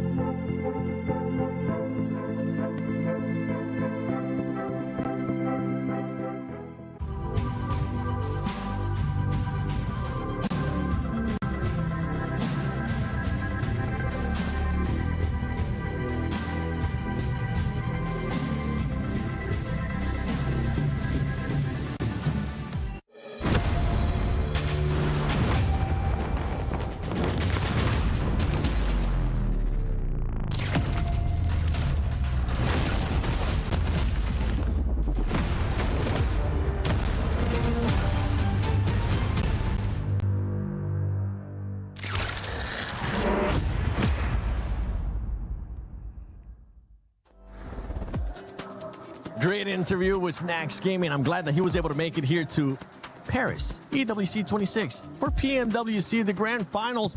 But let's talk about this game, because S2G, we finally got a chance to see S2G the way that we have been wanting them to, pretty much having to grind out that circle, having to push people away like they were able to do with Alula. It was clearly a Turkish wombo combo right there. First and second place got Ida getting himself to second place finally, right? Can talk about that a bit later on. But yeah, S2G, beautiful fight onto Al-Ula. There was Godlike, there was also Nongshim Red Force, and they were all fighting, vying for that one Harry Potter tower down on the southern edge. And overall, the fighting capabilities of S2G have been soaring in the finals, and we just see more consistency, which is what I was hoping to see from this roster. Yeah, I mean, I really enjoy right now the classic Kamikaze, which is now canonically known as just the full center as a one player, and then just dominate from there. And the thing is, Kamikaze can get it done, which is super interesting. He just exerts a lot of control. Soul K from the backlines on that anchor, super cool. Wouldn't call it a wombo combo. I wouldn't be comboing Ida with S2G. That's not fair. I'd have them separately. You know, S2G, you know, maybe up here, then Ida maybe down here, something like that. I felt like it was the only time I could really say it, so that's why. Sitting at the end giggling at you guys. Can I just hand it over to IQ? Can I just yes, like, can I pick an MVP right now? Because holy guacamole, the clutch insanity from IQ right now. Obviously, you know, we kind of want the rest of Four Thrives to join in on that action, but the clutch ability and also the decision making and the macro calls from IQ right now is insane. Also, the opening fights and frags that IQ is doing. We obviously saw it on the rooftop. I think I blinked. I think me and Max just kind of blinked, and I was like, wow, that was the fastest kill I've kind of seen. But like, it's insane the performance coming out of a single player right now. Yeah, we saw it. We saw him being able to get that first knock on Vitality. I ended up jumping off my seat, Max, because that was such a good opening, and it was actually the decision making, as you were just mentioning, Lace. The decision making from this squad is something that we keep kind of questioning, but they were able to just send it right away to Vitality without even thinking about it. They were like, one knock, let's do it. Yeah, I mean, it's really good decision making overall. We're just trading mics all over the place. But no, it's lovely to see that IQ gets that opening knock with an insanely accurate burst spray. Right, that was just a beautiful execution, and the team is like, well, we have the man advantage. Might as well send it and actually get that engagement. So yeah, IQ's just been spectacular, not just in terms of the eliminations he's able to get. We're just trading stuff right now still. But also in the terms of the opportunities he is able to create for the entirety of his team. And when an opportunity has been made, man, they just fully send it. They do fully send it. Let's take a look. Actually, I want to see Four Thrive stats so far, because this team is one that has been picking it up so far today. They've been getting those eliminations. I want to see a little bit more placement points out of this squad, especially for this last match. IQ is not just Falag too, Blank, because that's one thing that we always talk about Four Thrives. Falag, who Sypha has been able to step it up to when we ended up thinking about PMGO. T24 is that player that just really hasn't been performing that well. I'm hoping is going to start picking it up. I mean, T24 has always been a really good player, right, overall, which has been nice to see. But you're right, Huzaifa putting a lot of work here. IQ, you were talking about clutch ability with the macro play as well on side. I mean, he's making some good calls right now. I think for this game, you're getting deeper and deeper into these matches is a really, really important thing for Four Thrives. There was a lot of love from the crowd there as well, which was great to see. Also, going to just say, why have you got a heavier mic than to all of us? Your mic, like, here, let's switch it. What, you want yours back? King Mike. So I can talk to Tomash. This one's like less. Ooh, better. Yeah, this one's lights, you know, light on my feet on the desk. You can call this a desk because I'm more of a couch. But yeah, overall, I think I completely agree with you. Macro-wise, looking great. I do just want to kind of bring it back to Tiamba right now. They did drop in. Max, don't leave me hanging. Come on. Oh, sorry. Hey, please go on. Let's chat about Tiamba, right? We had a lot to talk about them today, didn't we, Lace? They've dropped in a new sub now in Shallow. Milu's out for the time being. I think that the team definitely slowed down in a big way. It is hurting them a lot. We're not seeing those snap decisions anymore. Yeah, it's not even like that they're trying to do something a little bit different. It's now just their strategy is not working for it's insane to see. They're still making the same strategies, the rotates, but when going into a fight now, they seem to be losing it, which they're playing their same game, but it's not working out for them. So I'm seeing I'm picking up what you're putting down here.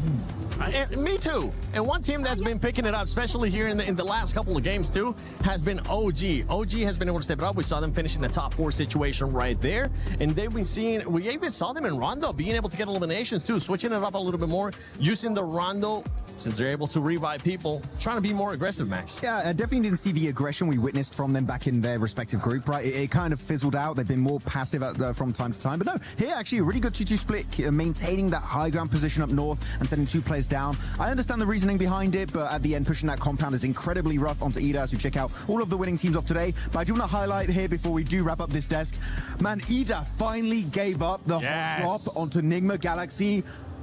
Oh my goodness, thank you so much. It's good, right? You know, getting a second place off the back of that is cool. I was almost expecting them to clutch up there versus S2G because that is very typical Ida, is just to get all the way to an end game and then just have a really silly win at the end of it. Yeah. Ida, sorry, I'm thinking about Furia because I saw them being able to get that chicken dinner earlier in the day. But Ida, yes, I agree with both of you. I'm glad that they finally just stopped doing that hot drop and decided to change the mentality because they were in last place before they decided to make that change. One team that's currently not in last place and is wanting to challenge that first place is none other than Furia, and I believe Kalara's got a chance to talk to them. Hey guys, of course I am down here on the stage with Ayala as I have him after this great performance here throughout day number 2 of the finals. My first question here for Erangel is, sorry, Miramar even I should say, in the second Miramar.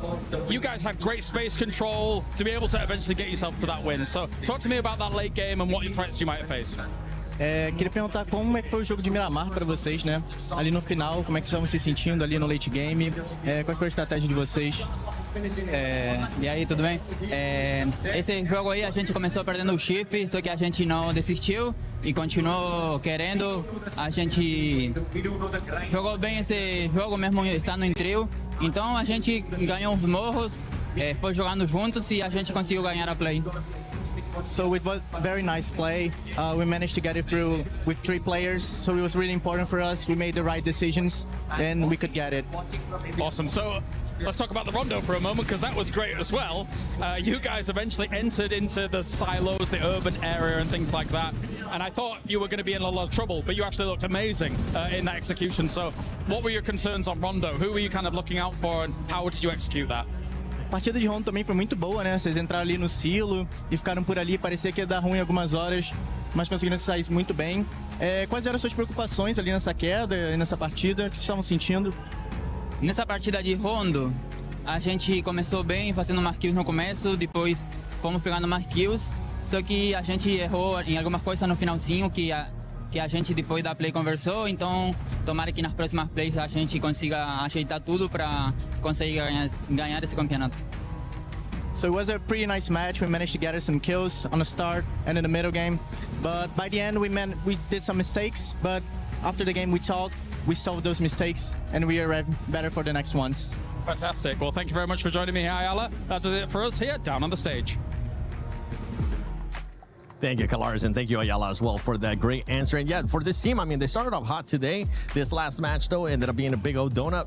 I think they'll be able to bounce back. Ayala, you may have your driver's license back. I will bestow it upon you once more, because now the decisions to use the vehicle are working for you and not just going in there and seeing what sticks. But no, look, the elimination consistency from Furia is, you know, we always speak about it. They are a sort of an aggressive dominant team. But now, you heard it from them. They're taking it there. They are moving a little bit further in placement points, which is exciting to see, especially on the map where they they got their chicken dinner and the way that they were able to just wait. Sometimes they just get a little bit too happy, aggressive, and they're like, you know what, we're going to create our own play. However, the patience that they are showing now, especially Max, it's just working for them, and it's a great Furia look. It really is. I mean, I kind of want to go a little bit deeper almost on Furia, in the sense that I was expecting Silence and Ayala to put up big numbers, which they still are on occasion, but I feel like Gernade has really risen up the ranks in this tournament. He's gotten so many great plays. Sometimes where players will give him a lot of 1v1s, and you don't want to do that to Gernade because you will get those eliminations if you give them that slightest opportunity to fight back. But yeah, Gernade is looking great. So literally the entirety of Furia has that potential to be in the top 10 players in this event. But you got to remember, Igor, too, is a player that has won MVP in the past for Americas, too, when he ended up being in previous teams before joining Furia, right? So we know that he can definitely put up those points. We just want to see Silence even more. Silence, what's your pick for MVP? But let's take a look at the overall so we can see where some of these squads are currently sitting at, because I would love to see where Furia is currently at, with E-Arena still being in first place, the gap being there about 18 points from Ulf Esports. Well, I mean, for Ayala and Chief as well, like back in Liquid days, I think for, honestly, those boys, the big thing about their team play was that they locked down endgames massively. They massively locked down endgames. We're not quite getting there yet. We are slowing things down, like you say, Lace, which is a very, very good thing to get those placement points on board. But I think that as soon as we start seeing Fury in those endgames, we're looking really good. Enigma Galaxy's still up there. Ulf looking fantastic. I mean, it's more consistent than anything. They haven't really been a big driver in these matches, but sitting at 67 points right now, I think they can push that a little bit further. But Aurora slowly slipping down these rankings now. Yeah, Aurora is starting to be a bit of a red flag for me as well, Lace. Yeah, it's a little disappointing to see. They're getting active and busy in sort of these mid games, but they're not sort of pushing it any further than that, and not sort of solidifying any eliminations. It's kind of like I feel like Aurora and especially Ulf, they're obviously doing well. They're not on that second page, but I kind of feel like they're just sliding by. Consistency's there. I would say Aurora has dropped more consistency than Ulf, for example, but I'm kind of just feeling like they're grazing by. I mean, Aurora, actually, if you compare the placement points to the teams above them, they all got wins, right? 1 win, 2 wins. So actually, the placement points are not bad. It's just really the eliminations they're missing out on. Second page, though, teams which is wild. Yeah, starting to still linger down here. But keep in mind, Ida started the day with 2 points. Now they got 25. They're not in the bottom rank anymore. Stop hyping them up. They've had one good game. I got to praise them. They didn't hot drop. Okay, so I don't want them to go back to it. Good job, Ida. Keep it up. Yeah, it's like a kindergarten right now. Ida fighting. Good job. You used blue instead of red there. You get a gold star. Yeah. I mean, I want to see more Ida. I think Emre's a great player, but we have to be honest. We do have to be honest here about it, where it's not looking great. I'd like to see them push that a little bit further now going forward. But yeah, I do think they're a good team. I think they're a good team. It's just I want to see more out of them. And until then, I'm not going to be praising them for not hot dropping 3 times in a row. I will. I'm still happy. So I know you're a lovely guy compared to me. Hey. By the way, I want to say I'm a little bit scared for Ulf because they're in second place. They got the second place curse. They're Suk 2.0, right? PMGC last year. PMGO Season 1, they got second place, right? Just behind the likes of 4 Thrives and just above Furia. Second place and Ulf is not a great storyline. They're not friends, but they're still up there. Don't say this to me. What was that about the nice guy thing? No. Look, I obviously on that second page just want to touch on Godlike. Their close range battles, amazing. But unfortunately, they're sort of hanging around that engagement too long. And these are sort of in the mid to late games where obviously smaller circle, more teams, third parties are happening. So they're not sort of leaving this engagement fast enough and making that decision to put themselves in a nice spot. However, yeah, their fights, close range, mid range, in buildings has been so good to watch. And whether it be the whole team or just 2 of them, they do have that firepower and strength and they're holding on really well. So I do hope that, you know, after this engagement, they can move a little further in with their placement and just get those top 5s. Yeah, I think it's a great point. It is a great point there. Close range combat is really, really good. I think so far in the finals, S-Power has made the best play to date. Yes. His Longhouse fight was just, he was a weapon in that moment, a deadly one at that. I mean, the Molotov through the door, I think the impressive thing about that, it doesn't look amazing in the moment, but the amount of times teams will just bank that Molotov off the doorway and it will just burn yourself out. He ends up finishing Vitality with that Molotov, so it's like a lot of presence of mind in those moments, which is great. But coming back to your point, I think there needs to be, yeah, exactly, presence of mind going forward after that of where you want to take the next thing. I'm willing to give this team the benefit of the doubt right now. I still think they're trying to figure out the pressure on a main stage like this, and it's totally okay. And I think they should be proud of what they've done. I think it's nice to see 2 Indian orgs with like very different play styles as well, you know, learning the battlefield and actually doing fairly good in it. I think OG as well is starting to level up. Aru's getting those eliminations, but so is a Tanky. And I think a Tanky was a great player. That was the biggest question mark for OG, right? Wondering when the other players were going to start showing up, not just Aru. And I'm with you with during the Godlike and that Molotov. In that moment, we were all hyped. We were like, yes, that was an amazing Molotov because it stopped the other team from being able to just fully flush out the players that were not from him. But before we send it over to the next match, let's send it over to Kalaris and Neptira. That's right, down on the stage here, of course, with Neptira, Goddess of the Sea, here as we have had 4 games down, 4 games to go. We're going to talk about some of the teams as well, Nep, as we had Furia, looking fantastic so far. Let's just ignore game 1 for a second. But other than that, looks really, really good throughout the day. It has. I'm really, really excited to see what Furia is actually going to be doing moving forward into the next couple of games, because they are looking just so much better. Their synergy is on point. You can tell the communication is much better. You know, Ayala and Silence, again, in that Miramar, got to shout out them. They were looking very, very good. You know, just being able to play together and work around each other in a way that we were not seeing yesterday. So yeah, I am really excited with them. They're being very decisive as well, using zone, using other teams. So I do like that a lot for them. Yeah, listening to Ayala just before in that interview, right, very clearly that they're able to shrug off any inconsistencies, shrug off any kind of challenges that do come their way, have a little conversation about it, and then be able to get right back on the horse again to be able to put themselves in a great spot. So I think I've particularly been impressed by the fact that Furia, when they basically fourth-parted that fight on the Miramar, just to clear out that west side was so pivotal to be getting that win. Oh, it was, and it was such great knowledge of what the teams had to do, right? Not just worrying about their game, but also worrying about what the other teams, what their options were in that zone, right? You know, they were making sure that S2G couldn't come around to the south side. They were making sure Hora didn't push them either, that they were forced into each other. So really just narrowing everybody else's team, everybody else's options. And that is what I love in a team, is that team control, not worrying so much about themselves, but how do we make everybody else work for us? Let's talk about one of the big names from the group stage, of course, 4 Thrives, that I know a lot of people are looking at and having big expectations of, and rightly so considering what we saw from them in the group stage. Yeah, I really am hopeful for them because, yeah, again, similar to Furia, right? 4 Thrives had a rocky start to the finals, but what we're seeing from them, particularly in that last Erangel, is they're starting to do their splits over onto that west side. They're starting to split up, they're starting to spread out, they're starting to take up more space, have a little bit more presence, and to me, that tells me that they're feeling very confident now. They're starting to get that confidence back. For me, I want to see just a little bit more of snappy action coming in. They need to make those rotations a little bit quicker. They need to make those plays a little bit quicker. Those decision making, the timing has to be snappier for me, but otherwise it's just looking really much better. There's been some good moments, but there is also the fact that this lobby has now leveled up even further. They were able to thrive in the group of death, no doubt about it, but it really has been quite the test here so far for them, especially when they find themselves in some of those split positions where, unfortunately, I kind of, again, like the Rondo situation, I think it's just a little too early to be there, and then eventually they get caved in on.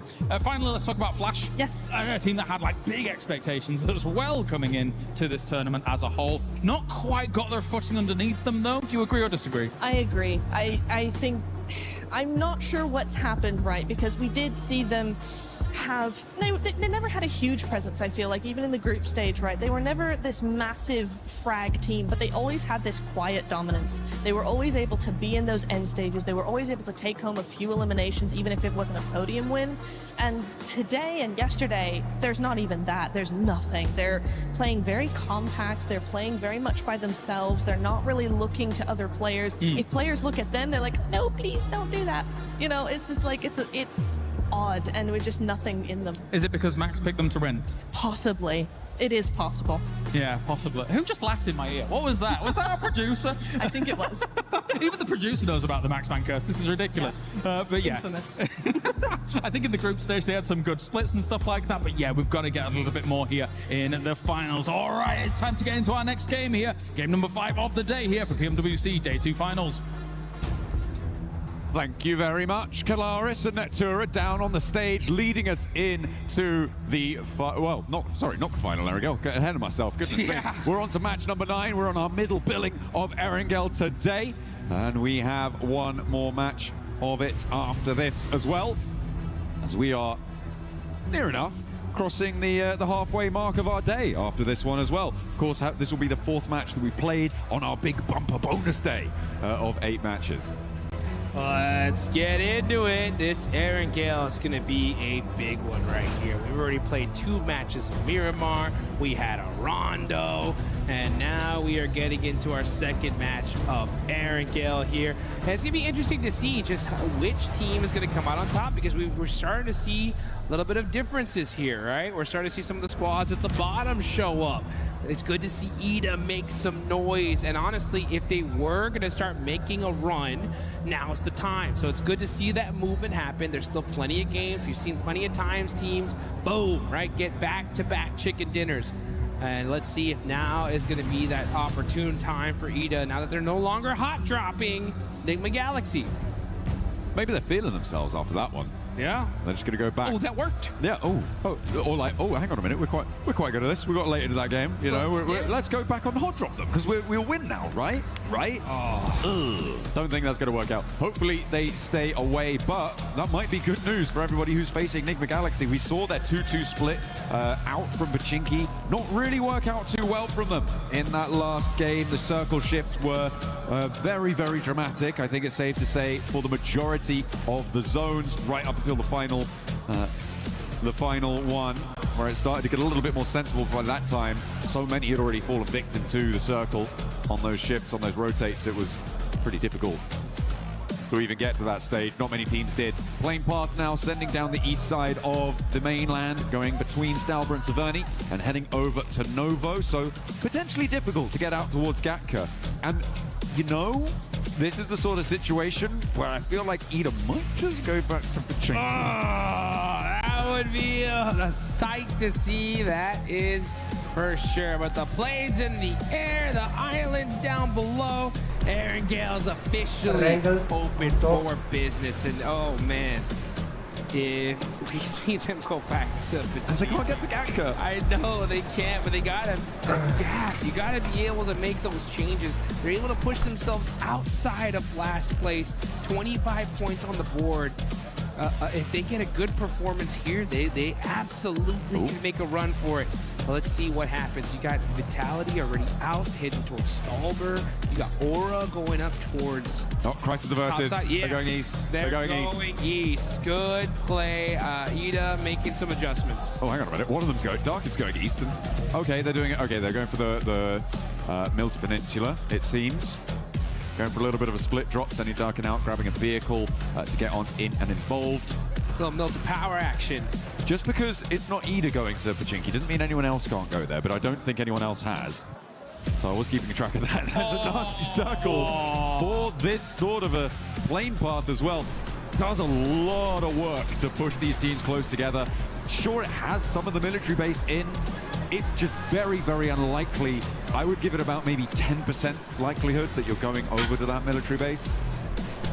Which is it's non-zero. It's not zero. It's non-zero, but yeah, I feel like teams are going to really start to pack in around Quarry in about 5 minutes. That's what I would do. Honestly, I'd probably make that timing a little bit shorter, especially if you're a team like Aurora, loot up military super fast, get moving across that bridge and secure those locations really early on, because with so much zone in the water, this is basically, this is essentially like a circle 3 at this point. There's not very many great spots available.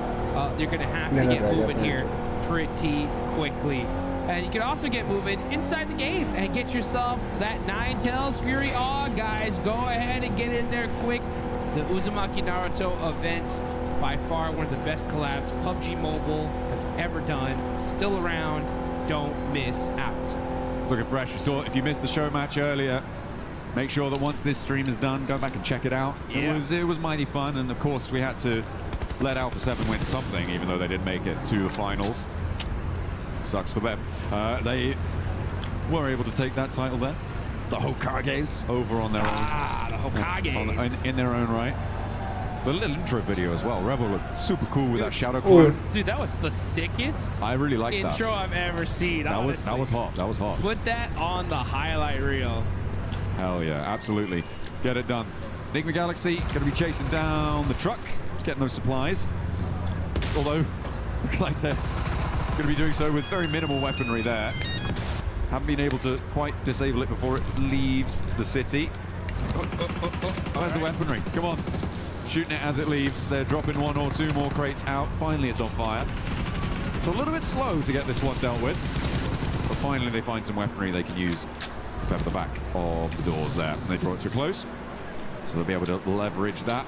Zones still looking very dramatic on the southwest side. Nobody quite on the road, but 4 Thrives went to Primorsk very, very early, Jukes, which means that they will have the pick of the litter when it comes to taking a position into this next zone. I like the question for me is where do you go at this point when you know that everybody's going to be flooding out this way? For me, I feel like potentially some of the compounds to the east mouth of Quarry could be quite good, but transitions away from there can be difficult as well. And the reason I'm going for that is because I feel like I would want something that's at least on the south side, just in case it goes to territory. Yeah, I would take the hill above Ferry Pier. I think that's the strongest. Okay, spot. yeah. I mean, because you're right. That zone could, for some reason, it's been crazy today, right? It could yoink all the way back to Millie, and you have at least a decent spot to be able to get there pretty quickly. And then plus, if the zone does go in almost any other direction, you have that sight line of that field that's right above you. So you can get a lot of work done from that position. I wonder which team is going to decide to take it early. 4 Thrives heading into Primorsk so quickly, though, I think is an excellent decision, because if some reason that zone does go to Millie, with Primorsk secured, they should be able to at least find some boats and make a crazy rotation on in. So it's not a bad idea. Nick McGalaxy getting out nice and quickly. Nongshim Red Force as well, moving in a little bit further south of this, and they will start to line the hills just north of Ferry Pier. It's like they are the first 2 teams to really make that break for it outside of their looting phase. And I'm expecting a response from 4 Thrives fairly soon, but so far hasn't really come on through. Ralph able to get a lot more scouting done than maybe he would have expected to. Hello. But they managed to sequester themselves nice and deep into towards this zone, which is, I think, going to play very well for them, taking the position just northwest of Ferry Pier. For sure. I mean, this is still a very, very close game. I mean, second Tripod लाके बना ला कोई नहीं. One good game we could Tripod definitely लाके बना ला. a team even like all the way down 12th place jump up really quickly. E-Arena has Share te लाके बना लिया वो लाके आईडी से पा दे. Tripod लाके बना ला वो आईडी से पा दे. Little one's a pretty big one here. It's 18 points between first यार चक्कर तो है नहीं, मैंने रिजेक्शन का डर आता है, कह रहे हैं. Want to press that on there at a certain point though, John, especially if we see E-Arena like pop off in this game.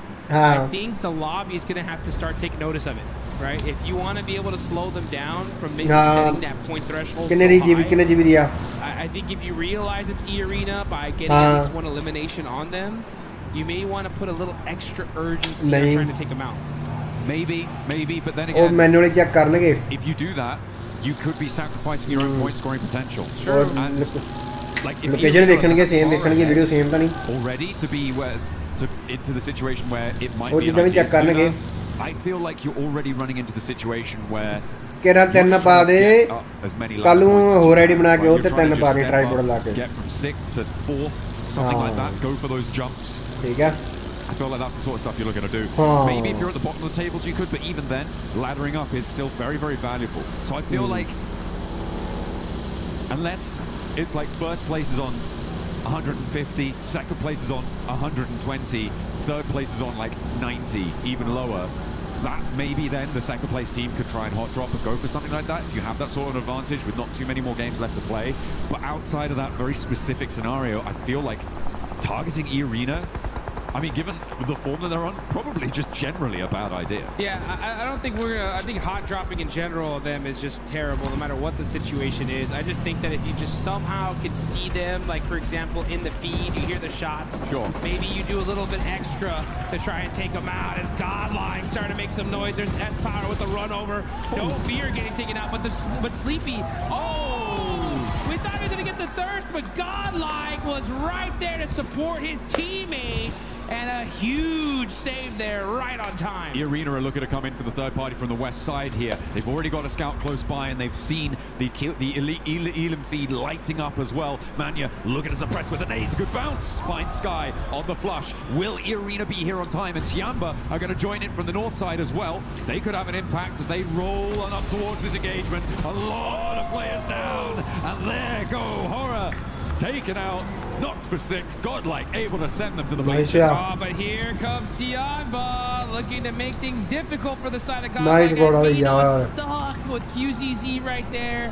Godlike get that fight done pretty quickly, but they're gonna have to make a sacrifice. Oh, the tire busted out from Manya. Oh yaar, Manya gaya as well. So man, Godlike just not able to catch a break here. Tiamba able to rock in with a good third party there. Vitality a little bit late to get involved. E-Arena wanted to maybe think about it, but they were too spread out on the western side, and so couldn't get involved. But Tiamba were there nice and promptly.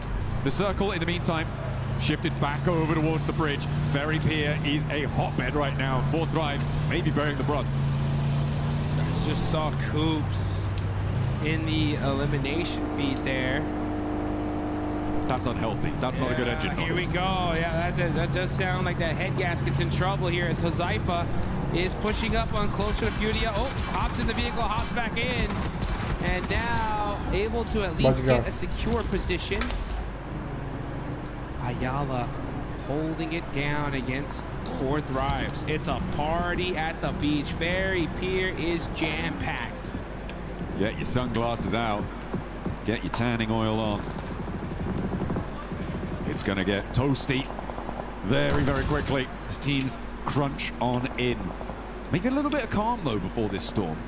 Oh, I don't know. It's feeling pretty disturbed right now because everybody wants those central positions. But you're right. It does look like the teams were able to secure most of them for now. Nongshim trying to get an opening knock here on the OG. They got to be careful here. They're getting mighty close. Oh, and Hyunbin gets that opening knock. Nongshim, are they going to press this? Looks like they are. Hyunbin up close and personal. It's Nongshim Red Force versus OG, and OG are getting picked apart here. Aru's got to find a way to buy himself some time for his team. Okay, well, I mean, a good answer over towards Nongshim. That knock over there is going well. In the meantime, Ulf lost a player. I believe that went over to 4 Thrives over in Ferry Pier as well. Zaru gets back in, looking for those reses. He's gonna get him. Oh, hang on a minute. Oh, S-Power with the double. Godlike? Godlike from the other side saying, we need some of these eliminations.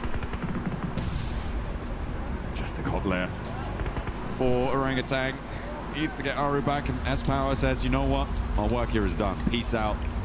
See ya. Sends back. There are only 2 players. Staying there for too long would diminish the power of the position that Salme was holding, allow Tiamba in for the north. They needed to reinforce that, so the fact that they're able to extract points and unleash let loose some of the pressure from that south side as well is excellent stuff, so he knows he needs to be prompt on that. The circle goes back over to the mainland.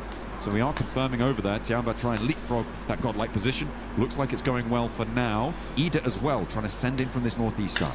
Got S2G over there by the Blues. They're going to have to come down that hill and find a way in. And things that's all open field there. You got Vitality holding the north side of the circle. You got one of the players from S2G. That's Kamikaze. He's going to be trying to get some angles here to see if he can find at least a next position for his team.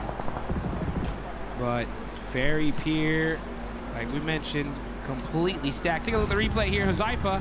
Ooh, nice shot there. And pick on the Solus. Yeah, I mean, there's a complete broadside there. No way hiding from that one. In the meantime, Nongshim Red Force trying to hold down the bunker. Emre pokes his nose in. And will not like what he smells. A little bit too much cordite there in the nostrils, and Emre does get flushed away. Nongshim Red Force hold their position on the east side of that ridgeline that sits wooded and covered. They're playing on those bunkers as well. A really nice defensible position. Look at the teams out on the east side as well. You've got Ida, Flash, Aurora, Furia.